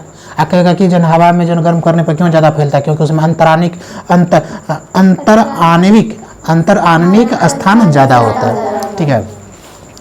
कोई भी पानी की सतह पर बिना डूबे, अच्छा इसका उदाहरण तौर पे लो, जैसे देखिए होगी तुम लोग पूरी तुरी छानती है, ठीक है, एक नॉर्मल अभी हवा है, मान लो कि टेम्परेचर 37 डिग्री है या 40 डिग्री है, तो टेम्परेचर मतलब ज़्यादा है हमारे बॉडी के अनुकूल, मतलब जो ना गर्मी ज़्यादा वातावरण में रहेगा और वो ज़्यादा तुमको परेशान नहीं करेगा। लेकिन तो पूरी छान लो, बोलो कि पारो छान लो, तो इसका जो होता है क्यों जल्दी तेज़ी से फैलता है, क्यों? वो तो क्यों हवाई तो फैल रहा है ना, हवाई तो फैल रहा है क्योंकि उसका अंतराणिक स्थान क्या है, ज़्यादा है। समझ में आ रहा है? ठीक है। अब छोटा सा टॉपिक आया, प्रमुख वैज्ञानिक और आविष्कार। ठीक है, प्रमुख वैज्ञानिक और आविष्कार। फिजिक्स से बस आज इसको जो है ना क्या करेंगे, फिजिक्स को ख़त्म कर देंगे। ठीक है, हम 5 बुक से फिजिक्स को कवर करेंगे, मेरा संकल्प है। ठीक है, उसके बाद यदि प्रश्न छूटता है, ठीक ना, तो जिंदगी में कोई भी मास्टरवा कहती ना तुम लोग, तुम्हें लोग पेरेंट्स कहता है कि मास्टरवा आज नहीं पढ़ल कहो, ठीक ना, नहीं बहुत कुछ ऐसे पेरेंट्स है बहुत अच्छे हैं, मतलब देखो सारा चीज़ है बहुत ऐसे बोलते, मतलब एक जो देखो जो चीज़ सुनने के लिए मिलता है ना वो बोलते हैं। तो हम 5 बुक से कवर करवाएंगे, यदि फिर भी आप कवर नहीं कर पाते हैं, फिर भी आपका प्रश्न छूट जा रहा है, तो दुनिया के कोई भी टीचर, कोई भी मास्टर तुम लोग के भाषा में कवर नहीं करवा सकता है। ठीक है, एक हम जितना पूछा हुआ प्रश्न वो करवा देंगे, एक हम फिजिक्स का ऑब्जेक्टिव करवा देंगे जो 1500 प्लस क्वेश्चन उसको भी हम करवा देंगे, उसके बाद आपको हम ल्यूसेंट का भी करवा देंगे। ठीक है, उसके बाद हम PYP का करवा देंगे। ठीक है, लगभग उसके बावजूद भी छूटता है, तो इसका मतलब है आप पढ़ाई नहीं करती है, आप जाना क्या करती है, खेला करती है। ठीक ना, इसलिए पढ़ने वाले बच्चे को जाना अभी इसमें से प्रश्न पूछता है, तो बताओ नाभ के रिएक्टर के निर्माण में किसका प्रयोग किया जाता है, जिरकोनियम। तब तुम लोग पढ़ने वाले, हम तुम लोग थोड़ी कदम 12 वाला बच्चा को बोल रहे थे। ठीक, आप लोग तो बहुत अच्छे हैं, आप लोग तो किस्मत से जो है ना ऐसे होनहार स्टूडेंट, ठीक ना, इंटेलिजेंट, तेज तराक, तेजस्वी हमारे कहते हैं ना, जब माँ भगवती जो है ना मंदिर जाते तो क्या कहते हैं, जब अति करवाने ध्यान करवाते कहता है ना, मन तेजस्वी तेज की ओर, मतलब तेजस की ओर। ठीक है, मन शांत, अगरता शांत, यहाँ पता चलता है कि पहले से हमारा बच्चा पूरा शांत है। ठीक ना, भले 5 बजे तक सोते, ठीक है, आके झूठ बोले। चलो, रेडियो का आविष्कार किसने किया था बताओ? ये सब चीज़ें ना पहले भी सिखाते थे, ठीक ना, यदि तुम लोग अच्छे सर से पढ़ी होगी, हम लोग के सर पढ़ाते थे, तो रेडियो का आविष्कार जीके में देते थे याद करने के लिए। हाँ, अब फिजिक्स में पढ़ना पड़ रहा है, हम लोग जीके में रट्टा मरवा देते। तो रेडियो का खोज मार्कोनी ने किया था। रेडियो का खोज किसने किया था? मार्कोनी। रेडियो का खोज मार्कोनी ने। ठीक है, अच्छा, बल्ब का खोज एडिसन ने। बल्ब का खोज बेचारे ये एडिसन को समाज से या घर वाले ने इतना सुनाया था और इसने कसम खा रखा था कि जब तक हम बल्ब का आविष्कार करेंगे नहीं तब तक छोड़ेंगे नहीं। और घर वाला कह रहे थे कि ये जन पागल हो गया, शायद कि 29 की कितना बार ही जन विफल रहा, सफल ही नहीं हो रहा था। एक्सपेरिमेंट कर लेता था, सब कुछ कर लेता था, फेल हो जाता, उसका एक्सपेरिमेंट ही फेल होता। तब ये जो आज हम लोग जन ये कितना सुंदर है, ठीक ना, रूपरेखा जो देखते हैं, कहते हैं जन अरे बढ़िया बल्ब जलाओ ना रे, फेस बढ़िया आएगा। फोटो खींचते तो क्या कहते हैं, फोटो शूट होता है, स्टूडियो में जाते हैं, अंधकार से प्रकाश की ओर हम लोग जब पढ़ाई करते हैं। तो सोचो, जो व्यक्ति अपनी ज़िंदगी को तप करके सुने कि 29 वर्ष तक बार बार करते रहा और लास्ट में उसने बल्ब का आविष्कार करके गया, इसलिए आज हम लोग क्या करते हैं, इसका मज़ा उठाते हैं, फ़ायदा उठाते हैं। तो याद रखिए, कम से कम उसका नाम भी तो याद रखिए। इसे ये जो आज हम लोग, ठीक है। अच्छा, एक छोटी से क्या कहते हैं फनी बात है, जैसे तुम लोग को कहीं पार्टी में जाना है, ठीक है, और ऐसा पार्टी में जाना है कि एकदम रिश्तेदार है, ठीक है, और वहाँ पे बहुत सारी लड़की आएगी, मौसी की बेटी, मामी के बेटी, तो मतलब बहुत, तो सब आएगी। तो तुम्हारा दिमाग में क्या चलता है? ये नहीं चलता है कि वो पार्टी, वो जो है ना पार्टी किस से अच्छा से निकले, कोई तरह की दिक्कत ना हो। तुम लोग को चलता है कि कितना सुंदर से मेकअप करके जाएंगे और कितना सुंदर से कपड़ा पहन के जाएंगे कि वो जो आएगी वो फेल हो जाए हमारा सामने में। तो तुम लोग क्या करती है, पहले ब्यूटी पार्लर वहाँ से आए, मेकअप तेकअप करके आए, उसके बाद क्या करते, खूब लेपा लेपी मुँह में कर लिए, आके घर में 50 बार आईना के पास देखते, कहता है ना। अब थोड़ा सा बेचारी मिस्टेक हो गया तो कर लिए, खराब कर दिया, ख़राब कर दिया, ये अच्छा लग रहा है, अब लो। अच्छा, उससे एक बल्ब से काम नहीं चल रहा, तो बहुत लड़की को हम देखे हैं वो मोबाइलवा की टॉर्चो बढ़ा के देखो तब ठीक लग रहा है। लो दादा, समझ में, सारा खेल आज के डेट में क्या है, इस लाइट का, बल्ब का। तो कम से कम उसको तो याद रखिए, जिससे आप लोग की सुंदरता निखरता है, जिसके लिए आप लोग को जो ना एक दूसरे को कंपटीशन करते हैं, ऐसी नहीं होनी चाहिए, ठीक है। बल्ब का सुनो, बल्ब का खोज किया था एडिसन ने। बल्ब का खोज किसने किया था? एडिसन ने। रेडियो का खोज किया था मार्कोनी ने। मार्कोनी, कर मारेंगे ना तो मुंह घुमा देंगे, तो मार्कोनी। तो इससे भी जो है ना, तो वैसे भी जो पिटाई खाते जब थप्पड़ लगता है तो तुम लोग का मुँह तो घूमिए जाता है, ठीक ना, तुम लोग खाते, बच्चा सब ना खाता है। तो देखो यहाँ पे तो मार्कोनी ने, तो रेडियो खोज ऐसे याद कर लिए, मार्कोनी, ठीक है। रेडियो का खोज मार्कोनी ने, बल्ब का खोज एडिसन ने। इसका पूरा नाम है Thomas Alva Edison. Thomas Alva Edison. Television का खोज बेड ने। टेलीविज़न, अच्छा, अब पहले टेलीविज़न, आज हम लोग के पास फ़ोन है, समझ में आ रहा है ना कितना। ये पहले टेलीविज़न होता था, लाइन लग के बात करना पड़ता था, लाइन में लगो, लाइन में। गांव में एक स्टूडियो हुआ करता था, वहाँ जाता था, भैया बात करवा दीजिएगा, हाँ अभी नंबर लगा है, 5 आदमी की बात आपका बात होगा, बैठिए आराम से। एगो बेंच लगा देता था, गांव में घर की बात बताता। अब वहाँ पे इंतजार करता, बेचारा जो ये मजदूर कैटेगरी का लोग होता है, इसके पति लोग जो ना कमाने चल जाते, पत्नी बेचारी वहाँ पे 1-1 घंटा तक इंतजार करती थी अपने जो ना देवता से बात करने के लिए, समझ रहा है ना। और उसको अब बात पैसा कितना, यदि फ़ोन आया, गलती से उधर से फ़ोन आ गया और तुम्हारे घर पे बोलने के लिए आ गया तो 20 रुपया। जैसे हाँ जी तुम्हारा फ़ोन है, सिर्फ बोलने के लिए आया, उसका 20 रुपया। अब तुम गई वहाँ पे जो बात की उसका अलग चार्ज।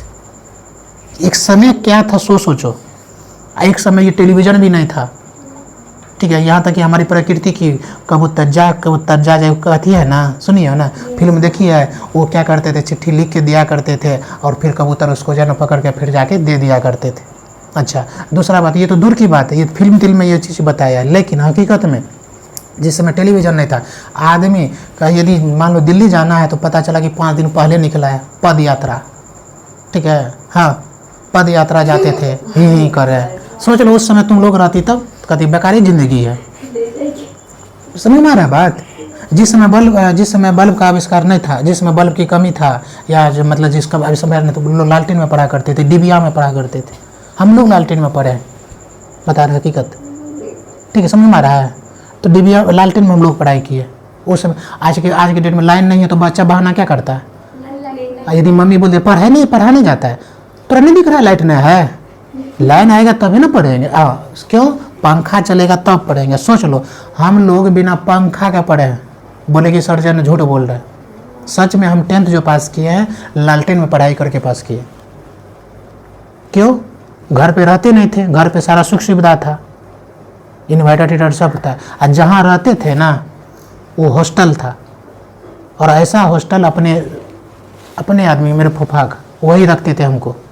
तो कोई अति बल्ब बोलता कि अच्छा, पहले की स्थिति में बल्ब का भी स्थिति लाइट का भी स्थिति खराब था। 6 दिन के बाद आता भी था, तो ना आया मेहमान गया मेहमान, आधा घंटा के लिए आया चल गया, समझ में आ रहा है बात। तो ऐसे भी दिक्कत था, तो भाई लाइन नहीं था तो आदमी नहीं जिया करता था, जीता था। पहले के बच्चा ये सब नौटंकी नहीं करता था, लाइट आएगा तब पढ़ेंगे, लाइन नहीं है अभी अंधेरा है, तारे अंधेरा है, प्रकृति का रोशनी है, जाके बाहर पे पढ़ो, नहीं है तो ठीक है, तो मोबाइल लाओ ना। अच्छा, आज तक तुम लोग कभी बोली है, मान लो कि लाइट कटा है 6 घंटा से और तुमको बोल दिया कि मोबाइल पे तुमको काम करना है, तो तुम लोग को लाइट दिखता है, गर्मी है, पसीना गिर रहा है, लेकिन फ़ोन टिप आ रहा है ना, तब उसके साथ बैठो।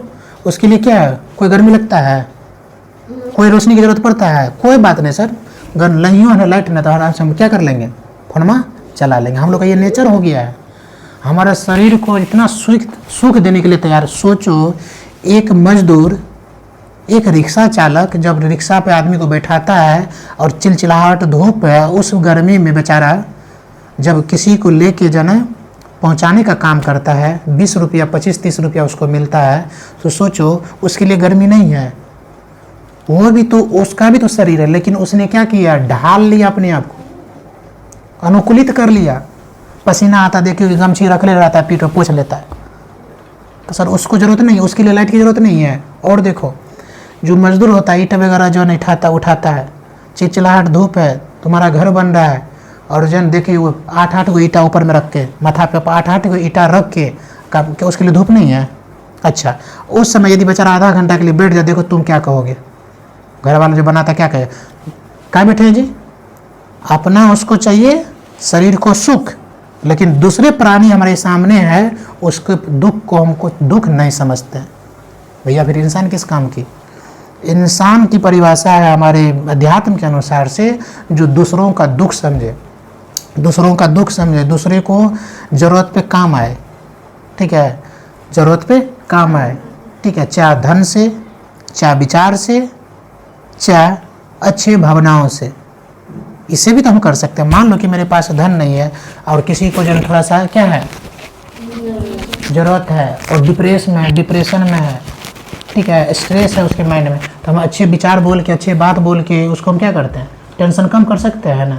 नहीं देखती हो ये जो ना महिला लोग को, ठीक है, वो पेट में बात रख ले रहेगी, ठीक है, इंतजार करेगी कब मीटिंग होगा, और सब अपना अपना निकाल के एकदम खुश हो जाएगी। सब अपना जो ना क्या कहते हैं ननन का, सासू का, बहू का जो ना बुराई करके, तब लास्ट में कहेंगे हाँ ठीक, लो क्या हो गया वहाँ पे?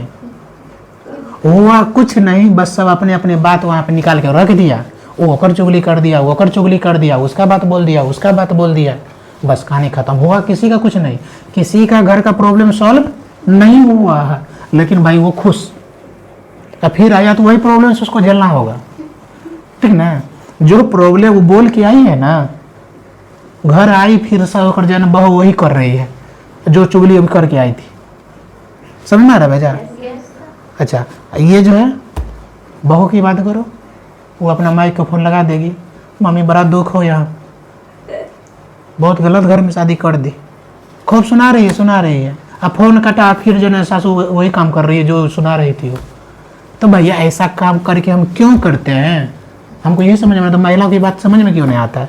आप जिस चीज़ की चर्चा करते हैं उस चीज़ का सॉल्व ही नहीं होता है, वो जो प्रॉब्लम खत्म ही नहीं होता है, तो फिर हम इस चीज़ पर चर्चा क्यों करेंगे? 5 को बैठ जाएगी, 10 को बैठ जाएगी, ये हर जगह की कहानी है। अच्छे फैमिली में ऐसा चीज़ नहीं होता है, तो ये चीज़ खासकर तुम लोग को नहीं करना, ठीक, पढ़ लिख रही हो, ठीक है, अपने में मस्त रहो। बस ये देखो कि हमसे किस व्यक्ति को सहायता मिल सकता है, किस व्यक्ति को हेल्प मिल सकता है। यदि मेरे पास 2 रुपया धन है और किसी को बहुत ज़रूरत है, तो भाई उसको हम सहयोग कर सकते हैं, ठीक है। हमारे पास विचार, अच्छा विचार है, कोई सी व्यक्ति परेशान है तो उसको अच्छे विचार दे के, ना कि उसको गिरा दे के। क्या कहते हैं, शाम की बात बता रहे, तुम लोग कितना बजे छुट्टी की है? 7 बजे। हम रूम पे पहुँचे हैं कम से कम 7:45 बजे के समथिंग। बताते हैं, एक लड़का जो पटना में आए थे ना, उस समय जो है वो, उससे हमको दोस्ती हुआ था, मतलब पटने में पढ़ता है। अभी उसके बाल के सर के पूरा बाल उड़ गया, उसका एज कम से कम 40+। हम जा रहे थे, ये पानी के पीछे लगा हुआ है, और वहाँ पे देख लें राजीव का एकदम पूरा चिल्लाने लगे। हम पीछे पलट के देखे तो बोले वाह ब्रजेश जी, वो कितना दिन के बाद आप, क्या बताएं, उसके पास इतना दुख का पिटारा था, इतना दुख का पिटारा था। अब हम गाड़ी स्टार्ट करें, रुकिए ना, जाइएगा, इतना दुख का पिटारा था। सोच लो, वो मिला था 18 में, हम जब प्लेटफॉर्म ज्वाइन कर रहे थे तब। अब वो जो है ना पूरा दुख की, सर क्या बतावे, आप लोग ठीक हैं, कम से कम सेट हो गए, 2 पैसा कमा रहे हैं, हम लोग को घर से रोज़ फोन आता है, शादी नहीं होता है सर। सबसे बड़ा उस बेचारा का यही दुख था कि शादी नहीं होता। हम कहलिए आप कहना क्या चाह रहे हैं, हम शादी करवाए, आपका अगुआ बनने। सबसे दुखी है उस शादी को लेके। अब सोचो, आज के लड़का डिप्रेशन में जा रहा है, नौकरी के चक्कर में ज़िंदगी बर्बाद कर दिया, नौकरी के चक्कर में 40 साल बिता दिया हो। कहेगा सर जानते हैं, घर पे आता है लड़का देखने के लिए आता है, कहता है कि लड़का का ये जो 40 साल हो गया है, न नौकरी करता है, न कुछ करता है, अगर से ब्याह करके क्या करेंगे, और बेटी तो रोबे करेगी। आप बोले कि सर और छोटा मोटा मिलता है जो ना लड़की पढ़ी लिखी नहीं है, गांव की है, तो वो तैयार होता है, फिर वहाँ पे हम लोग नहीं करते। तो बोले कि इतना दिन से आप कर क्या रहे हैं? तो बोले कि सर तैयारी ये कर रहे हैं। बोले आप कितना तैयारी कीजिएगा जी? जरूरी है कि सरकारी नौकरी मिलेगा तभी पेट पालेगा है? हम लोग 2012 में 10th 12th पास करके जब 12 में हम लोग इंजीनियरिंग में हुआ तो वो फर्स्ट ईयर से ही जाके होम ट्यूशन पढ़ाते थे। सब लड़का मस्ती कॉलेज में करता था, हम होम ट्यूशन पढ़ाते थे। फर्स्ट ईयर सुनो, फर्स्ट ईयर भी होम ट्यूशन पढ़ाए। सेकेंड ईयर के लास्ट जाते जाते भी जो है ना फिर जो है ना होम ट्यूशन बंद करके एक अच्छा कोचिंग में ज्वाइन कर लिए। तो ये क्या है, वही उसको बताए कि कम से कम 2 ट्यूशनों पढ़ाइए जी, 2 ट्यूशनों होम ट्यूशन पढ़ाइएगा तो कम से कम आएगा 3000 आया। आजकल तो 5th क्लास के जूनियर बच्चा को पढ़ाओगी ना तो 1500 रुपया मिलता है। अभी मेरा जो ना कितना रिक्वेस्ट की ज़रा मेरे जो रिलेटिव का पढ़ा दीजिए, 5000 रुपया देंगे। हम सेमी नंबर नहीं पढ़ा पाएंगे, अभी दूसरा टीचर आके पढ़ा रहा है। तो आज के डेट में वही हम उसको समझाए, इसे मतलब आप कर क्या रहे हैं। तो बोले सर सरकारी नौकरी के ख्वाब में है, नौकरी मतलब जो ना अब हो जाएगा। हम बोले जब अब तक नहीं हुआ, 18 2 20 और इधर कितना हो गया 24 जा ही रहा है, तो 6 साल हुआ ना रे। जब 6 साल में आप मेहनत करके नौकरी नहीं ले पाए तो अब आपको नौकरी हो जाएगा। तो बोला कि सर जी आप अब क्या करें समझे में नहीं आता। उसको बोले आप होम ट्यूशन पढ़ाइए, ठीक है, होम ट्यूशन पढ़ाइए तभी कुछ होने वाला है, नहीं पढ़ाइएगा दिक्कत हो जाएगा। घर से कितना लीजिएगा पैसा। एक अच्छा बहुत माँ बाप नहीं बोलते लेकिन उसको दिल में दुख होता है, दर्द होता है कि काश मेरा बेटा हमसे पैसा नहीं ले। देखो जब तक तुम काबिल रहते तब तक तो बेचारे वो पैसे दे ही रहते, देवे करते हैं, वो माँ पैसा देवे करती है। लेकिन जब एक समय से लिमिट हो जाता है फिर भी बच्चा पैसा मांगता है माँ बाप से, तो माँ बाप का फर्ज बनता है, बेचारा अपना फर्ज निभा देता है। लेकिन दिल में तो लगता होगा कहीं काश हमारा बेटी पैसा नहीं मांगे, हमारा बेटा पैसा नहीं मांगे, ठीक है। तो इसलिए मेहनत करो, इससे सीख मिलता है। जो 6 साल बर्बाद हो गया पटना में रह के, तो बोले अभी कहाँ जा रहे हैं, तो सर जा रहे हैं ऐसे थोड़ा सा घूम फिर के आते हैं। लो अभी भी बोलते हैं कि सर उतना सीरियस होकर नहीं पढ़ते, इस बार निकाल लेंगे। हम कल 6 साल से आप दिमाग को यही देते होंगे 6 साल से नौकरी निकाल लेंगे, एग्जाम पास कर जाएंगे, क्यों नहीं किए। तो सोचो, तो आज के डेट में सीधी सी बात है, जितना चाप शांत होकर मेहनत करो। जरूरी नहीं है कि सरकारी नौकरी में समय लग रहा है, प्राइवेट करो, प्राइवेट करते रहो, साथ साथ जो है ना तैयारी करते रहो, सरकारी नौकरी भी होगा। हम लोग सरकारी नौकरी नहीं लेंगे। बहुत आदमी को लगने लगा सोचना हम जो है ना सो अब जो है ना ये सरकारी नौकरी छोड़ दिया, प्राइवेट में घुस गया। अरे प्राइवेट में घुस गया, जिस दिन राजस्थान में नौकरी करते थे जयपुर में, तो उस दिन जो छोड़ के आ गए। क्यों, इसलिए ना आ गए। यहाँ साइड तैयारी भी करेंगे, बच्चे को पढ़ाने से क्या होता है, खुद की भी तैयारी होता है, पढ़ाई से जुड़े रहेंगे। किसी कंपनी में अभी जो मेरा एक दोस्त काम कर रहा है यहाँ पे फतवा में, हम बोले थे ना 2 पोस्ट था, बोला था कि ज्वाइन कर लीजिए, 35,000 रुपया मिल रहा है उसको। आज हमको 35-40,000 रुपया वहाँ में देता है ना, अभी उसको 35,000 रुपया दे रहा है। तो लेकिन ये लाइन क्या है, ये लाइन तुमको हमेशा पढ़ाई से जोड़ के रखता है। आज न कल होगा ही नौकरी कौन जरूरी है कि नौकरी नहीं होगा। तो इसलिए आज के डेट में शांत होके जितना जल्दी जितना जुनून के साथ मेहनत करके नौकरी ले लो। नहीं हो रहा है सर, कोई अच्छा काम करेंगे, लेकिन बैठे नहीं रहेंगे, कंपा के जैसे बैठे नहीं रहेंगे, चोर चाहड़ के जैसे बैठे नहीं रहेंगे, कुछ ना कुछ करेंगे ताकि दिमाग टेंशन में न जाए, ताकि दिमाग गलत दिशा में न जाए, ताकि दिमाग गलत काम नहीं करवाए। इसलिए जो ना, तो बल्ब का आविष्कार किसने किया, एडिसन ने। रेडियो का आविष्कार मार्कोनी ने, ठीक है। कंप्यूटर का आविष्कार लो चार्ल्स बेबेज, कंप्यूटर का आविष्कार चार्ल्स बेबेज। कंप्यूटर पढ़ाए थे तो उसमें भी बताए। टेलीविजन का पानी देखो टेलीविजन का क्या, बेयड ने, टेलीविजन का बेयड ने। ये याद ही रहना चाहिए 5-6 गो, ठीक है। किसका,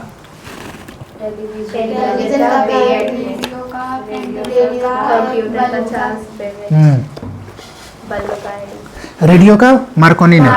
ये 4 को याद होना चाहिए, बल्ब का, टेलीविजन का, कंप्यूटर का, रेडियो का। ये क्योंकि आज के डेट में क्या है, अरे टेलीविजन आज के डेट में ये है, कंप्यूटर आज हम लोग तो छा गया है कंप्यूटर। रेडियो थोड़ा सा बेचारा अब धीरे धीरे खत्म हो गया, मोबाइल आके जो है FM बेचारे को खत्म करने, तो उसका भी एक मजा था।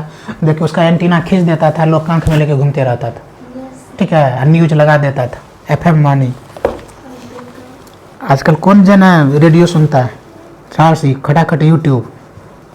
आइंस्टीन को नोबेल प्राइज किस कार्य के लिए? आइंस्टीन साहब को इसका क्या है, इसका समीकरण क्या है आइंस्टीन का?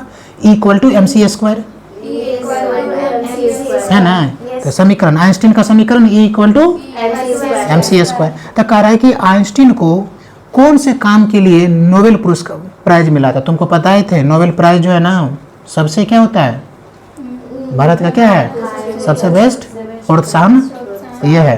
तो आइंस्टीन को प्रकाश विद्युत प्रभाव के लिए इसको नोबेल पुरस्कार दिया गया था। आइंस्टीन को क्या किसके लिए दिया गया था? प्रकाश विद्युत प्रभाव। प्रकाश विद्युत प्रभाव के लिए क्या दिया गया था? आइंस्टीन को क्या दिया गया था? नोबेल पुरस्कार दिया गया था।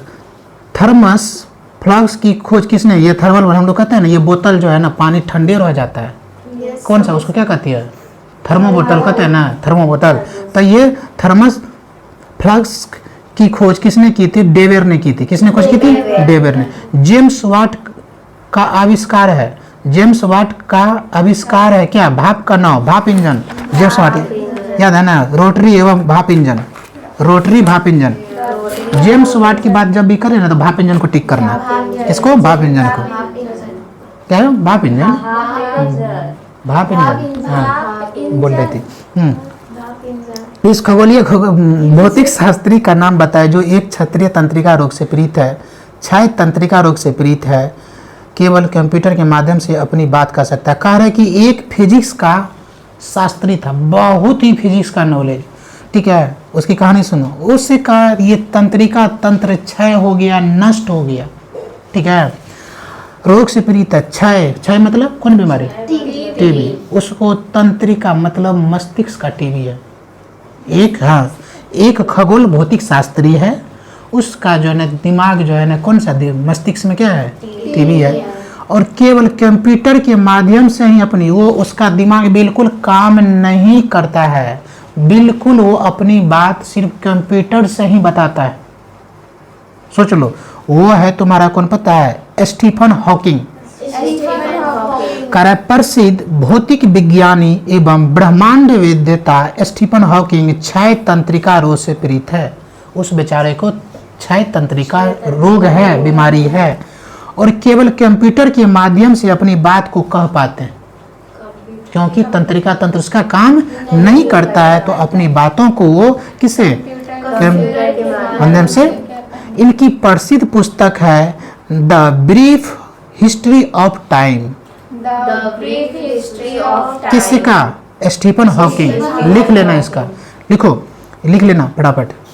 तो the brief history of time, या नोट्स बनाएंगे लिख लेना, हम रिपीट कर दे रहे हैं। स्टीफन ऐसे लिखना, स्टीफन हॉकिंग का पुस्तक डैश करके लिखना, स्टीफन हॉकिंग पुस्तक डैश करके लिखना। तो पुस्तक का नाम है the brief history of time, the brief history of time. फिर दूसरा पॉइंट लिखना, स्टीफन हॉकिंग क्षय तंत्रिका रोग से पीड़ित थे, ठीक है, क्षय तंत्रिका रोग से पीड़ित थे। फिर तीसरा पॉइंट लिखना, ये अपनी बातों को कंप्यूटर की सहायता से ही कह पाते थे, रख पाते थे, ठीक है। चलो, चिमनी में धुआं किस सिद्धांत से बाहर निकलता है? संवहन विधि। चिमनी से जो है धुआं निकलता है किस? संवहन विधि से, ठीक है। चिमनी से धुआं किस विधि से निकलता है? किस सिद्धांत से? किस सिद्धांत से? तो संवहन सिद्धांत। लोहे की कील भरी हुई एक नाव तालाब के पानी में तैर रही है, जबकि लोहे की कील को हटा दिया जाए तो पानी का स्तर क्या होगा? घटेगा। क्या होगा? घटेगा। एक पतली छोटी सुई पानी में तैर सकती है, क्यों? सतही तनाव के कारण। किसके? पृष्ठ तनाव, वही न रे, ठीक है। बादल के कण धीरे धीरे आकाश, बादल के कण धीरे धीरे आकाश से पृथ्वी पर आते हैं। सुनो, बादल के कण धीरे धीरे आकाश से पृथ्वी पे आते हैं वायु के चिपचिपाहट के कारण। किसके कारण? फिर समझ कर, बादल के कण धीरे धीरे आकाश के बादल के कण धीरे धीरे आकाश से कहाँ? पृथ्वी पे आते हैं। किसके कारण? तो वायु में चिपचिपाहट के कारण। मतलब बादल का जो कण है वो आकाश से पृथ्वी पर जो आती है, तो आकाश से पृथ्वी पर जो आती है वो किसके कारण? वायु के चिपचिपाहट के कारण। किसके कारण? वायु के चिपचिपाहट के कारण। चूहा बड़ा थी, वो उस अति पर्दा पे चढ़ रहा था, 3 गो था। देखो ये पेन फेंके तो किसी नीचे, वो तो भाग गया। ठीक है, तो बादल के कण धीरे धीरे आकाश से पृथ्वी पे आते हैं किसके कारण? चलो नेक्स्ट क्वेश्चन है, निम्न ताप पर पिंड किस प्रकार के विकिरण छोड़ता है? निम्न ताप पर, लो टेम्परेचर पे, लो टेम्परेचर पे पिंड किस प्रकार के विकिरण छोड़ता है? तो लंबी तरंगदैर्घ्य, लंबी तरंगदैर्घ्य। नेक्स्ट क्वेश्चन है, गर्म सूप स्वादिष्ट होता है, लो पृष्ठ तनाव के कारण पढ़ाए है ना। गर्म सूप किसके कारण? पृष्ठ तनाव के कारण। यदि लोलक की लंबाई दूनी कर दी जाए, लो लंबी मतलब लोलक की लंबाई क्या कर दे? दोगुना कर दिया तो उसका आवर्तकाल क्या होगा? जल्दी बताओ। √2 गुना।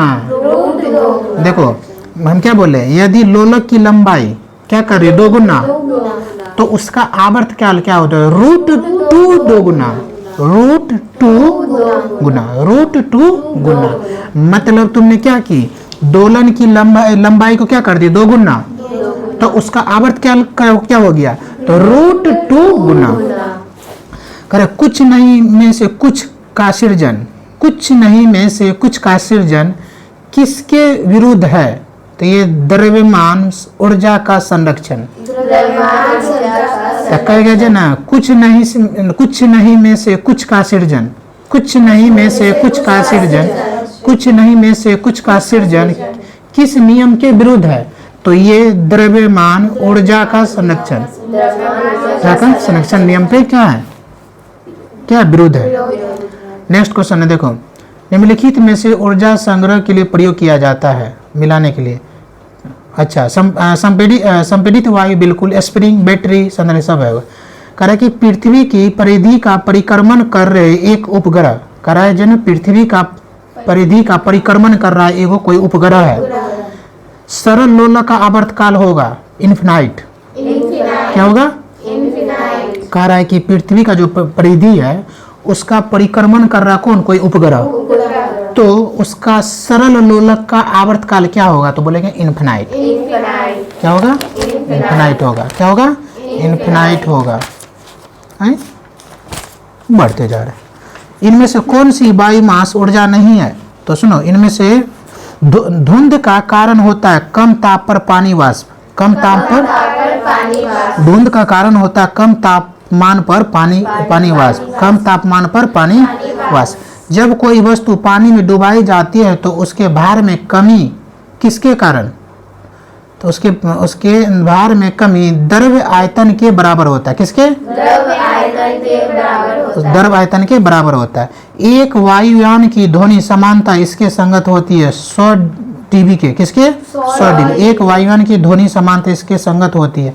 वायुयान का जो साउंड होता है ना, वो जो आवाज करता है वो कितना? 100 dB। अच्छा, हमारे कानों के लिए कितना प्रिय होता है?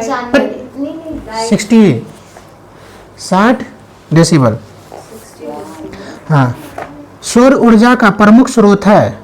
ये ने बोला कि कितना तक कन्वर्ट करा, कि कितना एक प्रियेबल है।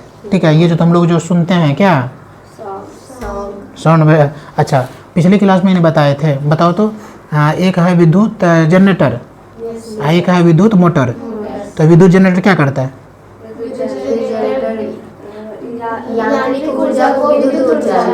और जनरेटर, मोटर क्या करता है?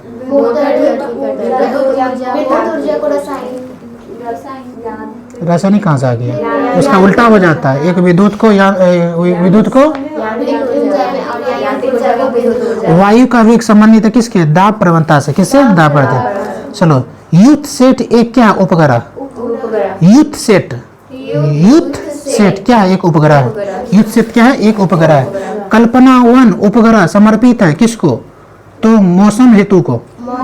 देखो कल्पना 1 ये भी एक उपग्रह है।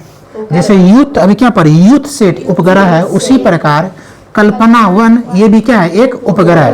ये भी क्या है? एक उपग्रह है। लेकिन ये किसको समर्पित है? तो मौसम सेतु को। मेगाट्रॉपिक्स उपग्रह, मेगाट्रॉपिक्स ये भी एक उपग्रह है। कह रहा है यह भारत और फ्रांस के लिए, किसके लिए? भारत और फ्रांस के लिए। ट्रॉपिक्स उपग्रह किसके लिए अभियान है, किसके किसके बीच अभियान हुआ था ये, भारत और फ्रांस, भारत और फ्रांस, ठीक है। कह रहे ASLV का पूरा नाम क्या होता है, इसका नाम ASLV, तो ऑगमेंटेड सैटेलाइट लॉन्च व्हीकल्स, बोलो। प्रथम मनुष्य निर्मित उपग्रह कौन सा, बताओ। प्रथम मनुष्य निर्मित उपग्रह, कर मनुष्य के द्वारा बनाया गया उपग्रह, पहला उपग्रह कौन सा है, स्पुतनिक 1, स्पुतनिक, ठीक है, उपग्रह स्पुतनिक। नेक्स्ट क्वेश्चन है, भू समक्रमिक कक्ष में स्थापित भारत का नवीनतम उपग्रह, अभी भारत का नवीनतम उपग्रह कौन सा है, बताओ। इनसेट 4A, इनसेट 4A, ये इस तरह से अंतरिक्ष से रिलेटेड। अरिहंत है एक, तो बोले मैथमेटिक्स का बुक है, तो अरिहंत क्या है, परमाणु संचालित पनडुब्बी है, ठीक है। हम लोग जन अरिहंत का बुक आता है ना, बोले अरिहंत का बुक सर, ठीक है ना। अरिहंत क्या है, एक परमाणु संचालित पनडुब्बी है। कौन सी भारतीय मिसाइल नाभिकीय आणविक अस्त्रों को ले जाने में सक्षम है, पृथ्वी। कह रहे हैं कि अंतरिक्ष यान है, कौन सा एक अंतरिक्ष यान है, तो कासिनी, कासिनी क्या अंतरिक्ष यानी है। नेक्स्ट क्वेश्चन आपके, निम्नलिखित में से कौन सा देश सेलिने 1 चंद्र ऑक्टोबर मिशन अभियान है, जापान। यही सब प्रश्न फंसाता है, ठीक है, क्योंकि सर थोड़ा मुंह कान से भी तुम लोग का लग रहा है कि सर भले तो पहले वाला क्वेश्चन ठीक था, पहले जो, हाँ कुछ चीज़ होता है, सब कुछ तुम्हारे सुटेबल नहीं होता है। यदि तुम्हारे सुटेबल सब कुछ हो जाएगा तो सब टॉपिन कर जाएगा, सब फेल करेगा कोई। इसलिए जो है ना, हर एग्जाम में कुछ ऐसे प्रश्न दिया जाता है ताकि थोड़ा दिमाग क्या हो, कचरा हो, और जानबूझ के प्रश्न छोड़ के आ जाओ और मेरिट लिस्ट में तुम्हारा नाम, ठीक है। तो इसलिए जो ज़्यादा मुँह कान लटकाने की जरूरत नहीं है। तेज क्या, तेज डिजिटल पेमेंट ऐप, तेज, इससे जो है पैसा तैसा ट्रांसफर किया जाता है, ठीक है, मोबाइल रिचार्ज होता है, ये तेज एक ऐप है, ठीक है, जैसे हम यूज करते हैं तेज, ये डिजिटल पेमेंट ऐप है। आप इसको डिजिटल क्या करते, किसी को पैसा भेज सकती हो, किसी से पैसा मंगा सकती हो, ऑनलाइन जितना भी कहीं पेमेंट कर सकती हो, क्या कहते हैं रिचार्ज वगैरह कर सकती हो, तेज, ठीक है। जैसे बोले सर तो पे फोन पे, तो वो भी पेटीएम, ये भी सारे क्या है, डिजिटल ऐप तो है, ठीक है। नेक्स्ट क्वेश्चन, कंप्यूटर में गणनाएं करने के लिए कौन सा अभिमुखता उत्तरदायी था, बताओ। ALU, इसी को पता है, अरिथमेटिक लॉजिक यूनिट, क्या बोलते हैं इसको, अरिथमेटिक लॉजिक यूनिट, ALU। यही तो गणना करने का काम, कंप्यूटर में गणना करने का काम क्या करता है, ALU करने का काम करता है, ठीक है, कंप्यूटर। इंटरनेट में किस टाइप के स्विचिंग का प्रयोग किया जाता है, इंटरनेट में किस टाइप के स्विचिंग का प्रयोग किया जाता था, पैकेट, ठीक है। निम्न में से कौन सा हार्डवेयर का उदाहरण नहीं है, तो लो हार्डवेयर, कारण कि हार्डवेयर का उदाहरण तो एक्सेल हार्डवेयर का, अच्छा हार्डवेयर सॉफ्टवेयर समझती हो, ठीक है। हार्डवेयर क्या, अभी मान लो कि तुम्हारा जो है ये कंप्यूटर है, और कंप्यूटर जो है टूट गया, तो क्या बोले क्या भैया इसका जो सॉफ्टवेयर बदल दीजिए, बकलौल सब। बाहर का जो पार्ट होता है उसे क्या कहते हैं, हार्डवेयर, क्या कहते हैं। और जो जैसे विंडोज हो गया, इसे क्या हो गया, सॉफ्टवेयर हो गया, ठीक है। तो कारण निम्न में से कौन सा हार्डवेयर का उदाहरण, माउस हार्डवेयर, क्या कहते नहीं है, सॉरी कारण नहीं है, तो माउस तो है, ठीक है, प्रिंटर तो है, मॉनिटर तो है, एक्सेल नहीं, ठीक है। निम्न में से कौन सा एक छोटे सिग्नल साइट के नेटवर्क को समर्पित करता है, LAN। कह रहा है कि मॉडम कंप्यूटर एक हार्डवेयर युक्ति है, मॉडम क्या है, एक जो अंतरापृष्ठ किस टेलीफोन लाइन एवं कंप्यूटर यंत्र से है। नेक्स्ट, अच्छा 8 बिट बराबर 1 बाइट, 8 बिट बराबर 8 बिट बराबर 1 बाइट, 1024 बाइट बराबर 1 KB। कितना तुम लोगों को प्रिय है सर, MB खत्म हो गया, GB खत्म हो गया। आजकल घर वाले सब हिसाब किताब रखते हैं, खा गई 1 GB, आई खा गई हैं, एक पापा तो हमेशा ध्यान रखते हैं 5 MB खत्म करना, 10 MB, अगर मम्मी खास करके बाप, जिसको देखिए कि मोबाइल ने क्या करवा दिया आदमी को, है सब जीबीए के लिए मर रहा है। 5 गो मोबाइल ले लो, घर में 5 सदस्य है, 5 मोबाइल ले लो, एगो मम्मी को दे दो, पापा को दे दो, भाई को दे दो, एगो बहन को दे दो, सब जो है ना 5 रूम में शिफ्ट हो जाओ। कोई किसी से मतलब नहीं, खाना नहीं मिलेगा तो चलेगा। बारे मोबाइल मोबाइल बोला था तोरा इस तरह तोड़ेंगे ना, इस तरह तोड़ेंगे तो तुम लोग कभी एक जगह बैठिए ना पाओगे, तोड़ दिया। आजकल के जो बेटी को जो है ना माँ से बात करने का समय नहीं है, माँ को जो है ना बेटी से बात करने का समय नहीं है, बेटा को जो पिता से बात करने का समय नहीं है, तो किससे सर? मोबाइल। मोबाइल कहता है ना तुम्हारा बाप भी बन गए, तुम्हारा मैया भी बन गए, तुम्हारा भैया भी बन गए, तुम्हारा सब कुछ बन गए। देख किस दुनिया किस ओर जा रहा है। थोड़ा सा ऐसा नहीं कि टेक्नोलॉजी आ रहा है तो हम लोग सब अपना रिश्ते को ख़त्म कर ले। अभी भी मम्मी के पास बैठिए, उसके दुख दर्द को समझिए। पापा के पास बैठिए, पापा आते हैं काम करके तो पूछिए पापा कैसे हैं, आज परेशान लग रहे हैं, थोड़ा सा उसके साथ खेलिए, बात बिताइए। भाई के पास पहले हम लोग जो ना खेलते तो भाई बहन में लपड़ थपड़ चल जाता था, छीना छनी हो जाता था, खाने के लिए लड़ जाते थे, थोड़ा सा एक्स्ट्रा भी मिल जाता था ना हमको तो कहते थे कि भैया को ज़्यादा दे दे। आज के डेट में एगो मुंह घुमा के उधर प्लेट में खा रहा है तो एगो मुंह भले घुमा के उधर में खा रहा है ना, कोई मतलब ही नहीं है। एक उधर से कह रहा है कि ये काम कर दीजिएगा भैया, भैया सुनिए नहीं रहा है, भैया इधर बीजे इंदा है, तो जोड़े रिश्ता। इसलिए हम लोग अध्यात्म से जुड़े हुए हैं, हम लोग अच्छे गुरु से जुड़े हुए हैं, हम लोग अच्छे पिता से जुड़े हुए हैं, तो कभी रिश्ता को खोने मत दीजिएगा, ठीक है। ये दुनिया, ये मोबाइल काम नहीं देगा। आज आपका तबीयत खराब हो जाए तो मोबाइल काम देगा? अब मोबाइल पर जगह से अब हम क्या बोले, काम देगा? काम कौन देगा? आपकी माँ। काम कौन देगा? आपके पिता। काम कौन देगा? आपका भाई, समझ, आपकी बहन। ये सारे जो है ना बड़ी बड़ी मीठी मीठी बातें जो बोली जाती है, लंबी लंबी बातें फेंकी जाती है, एक दिन जो है ना तबीयत खराब हो जाए तो हो गया। तो इसलिए रिश्ता कभी खराब होने मत दीजिए, बचा के रखिए। माँ के पास बैठिए, पापा के पास बैठिए, भाई से बात कीजिए, भाई के पास बैठिए, उसके दुख दर्द को समझने की कोशिश कीजिए। तो हम लोग यहाँ आजकल करते का दुख दर्द किसी और का समझते हैं, क्या ये गलत है, ठीक है। इसलिए वो कहाँ जाएगी। इसलिए आज के डेट में मांग लोग भी नहीं बोलते, कहीं बैठ के भजन करती रहती है, 5 गो बैठे गप सब देती रहती है, ठीक है। सिद्धार्थ नहीं करो बुढ़िया जैसे बैठे ले, लगभग करता है, ये सब बच्चा है। सुनो, टीआरपी क्या है? टीआरपी का अर्थ है television rating point, television rating point, television rating point. TRP क्या है?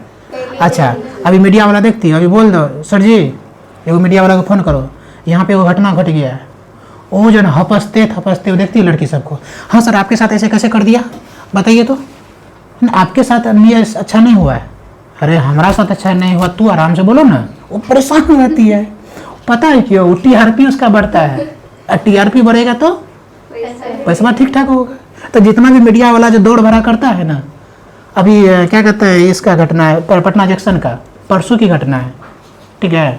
उसमें मतलब लड़की जो है ना पुलिस डिपार्टमेंट में नौकरी करती है, पुलिस में, और पति जो है कोई बिजनेस करता है, तो उसका ड्यूटी था पटना में ही, बोला से पटना में ड्यूटी है, और पता चला कि जो ना उसको थोड़ा सा वाइफ पे थोड़ा सा डाउट हुआ था, तो उसके पीछे घर से निकली वो आगे, तो पटना स्टेशन पर बैठी हुई थी। पटना स्टेशन पर आए तो उसके साथ कोई दूसरा लड़का आके बैठ के दोनों बात विचार कर रहे हैं। पति को बोल के आया था हम जा रहे हैं ड्यूटी पे, और पति भी वैसा नहीं, आजकल पति पहले जैसा पत्ता नहीं है। पहले के पति क्या होता था, पत्ता होता था, बेचारा जन विश्वास करते थे। आजकल पति भी पति हो गया है, और पीछे पीछे आ गया, देखा कि जनाब पति आया तो देखा कि जी, तो बोली हम ड्यूटी पर जा रही है, पटना जंक्शन पे क्या कर रही है, बैठ के गप सप दे रही है। बस वहीं पर ड्रामा शुरू हो गया। उधर से 5 गो मीडिया वाला आया अपना टीआरपी बढ़ाने के लिए। आप जो है ना, आप जो है पुलिस होके गलती किए, आप पुलिस होके गलती किए, अरे एकदम हो ले कर ले जो माँ। अब उसके हस्बैंड जो है ना, वो लड़का जो बैठा तो पीट रहा है। इधर में सारे जो मीडिया वाली लड़की सब क्या कर, आजकल देखती है ज़्यादा तो मीडिया में कौन लड़की से चिल्लाती रहती है, इसको चरचहाट की आवाज़ ज़्यादा होता है ना, इसलिए आजकल जितना भी है मीडिया वाला ना, उसका जो मुख्य होता है वो महिला लड़कियों को थमा देते, जाओ चिल्लाते रहो, हैं भर दिन चिल्लाते रहते। वहाँ पे एकदम उसका लटकले लुटले है, और बाद में जाके मामला ठंडा हुआ। किस लिए सर उतना चिल्लाती है सर? टीआरपी के लिए। कतन नहीं है, ये सारे नौटंकी कर रहा है किसके लिए? टीआरपी के लिए। किसके लिए कर रहा है? टीआरपी के लिए। टीआरपी का फुल फॉर्म क्या होता है? Television rating point. टीआरपी बढ़ेगा तो रेटिंग अच्छा होगा, रेटिंग अच्छा होगा तो चैनल ग्रो करेगा, चैनल ग्रो करेगा तो आपको पेमेंट अच्छा होगा। समझ में आ रहा है? तो सारा खेल मीडिया वाले टीआरपी के लिए करता है। तो ये सची भेजा में बढ़िया से देखियो, टेलीविजन खोल दो, एकदम पता चला कि हम चिल्ले ले। एगो कौन न्यूज है, रिपब्लिक भारत, गोस्वामी करके उसका एगो है, वो आता है, वो जब आएगा तो लगे और गला फट जाएगा, ठीक ना। 10 मिनट के बाद जब चिल्लाएगा फिर शांत हो जाएगा। भाई वो टीआरपी के लिए लगता है, वो सारा नॉस यहाँ दिखता है। सारा खेल किस चीज़ का है? टीआरपी के लिए, ठीक है, रेटिंग के लिए ऐसा करता है। नेक्स्ट क्वेश्चन है तुम्हारा एटीएम का पूर्ण रूप। देखियो एटीएम प्रयोग की हो कभी ना सर? एटीएम में से क्या सब्जी निकलता है? पैसा निकलता है। अच्छा, ये बात पता है, ठीक है। एटीएम से क्या निकलता है? पैसा निकलता है। तो उसका फुल फॉर्म क्या होता है? Automated teller machine. Automated teller, STD,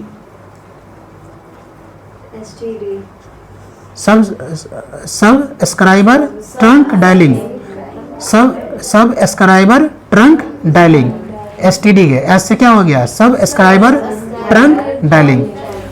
स्थान जहाँ कंप्यूटर प्रोग्राम डेटा संचारित करता है उसको क्या कहा जाता है? इनमें से डेस्क कहा जाता है। डेटा सूचना कंप्यूटर में डैश के रूप में स्टोर की जाती है, तो फाइल के रूप में। तुम लोग फाइल ना फोल्डर बना के रखती हो ना, कहती इस फोल्डर में, तो वो क्या है? अनावश्यक ईमेल को क्या कहा जाता है? स्पैम। अनावश्यक खराब ईमेल को क्या कहा जाता है? स्पैम। स्पैम, स्पैम कहा जाता है। खराब ईमेल को क्या कहा जाता है? अच्छा, MIRC में सी का अर्थ का, इससे पहले भी प्रश्न पूछा था, तो इसको क्या उपयोग में से दिया ही नहीं है, इसमें से ऑप्शन नहीं दिया है। मोबाइल सिम कार्ड में सिम का अर्थ क्या होता है बताओ? SIM SIM। सिम का एस का मतलब सब्सक्राइबर, आई का मतलब आइडेंटिटी, और जन एम का मतलब मॉड्यूल। Subscriber, identity, module. समझ में आ गया? Subscriber identity module. कंप्यूटर में वायरस संबंधित है प्रोग्राम से। तो वायरस कब आता है? प्रोग्राम में दिक्कत करता है, ठीक है ना, कंप्यूटर में। बस खत्म। आज आपका जो है क्या होता है, फिजिक्स कंप्लीट होता है PYP का। कल आप लोग को दूसरा बुक से जो है ना चालू करेंगे फिजिक्स से।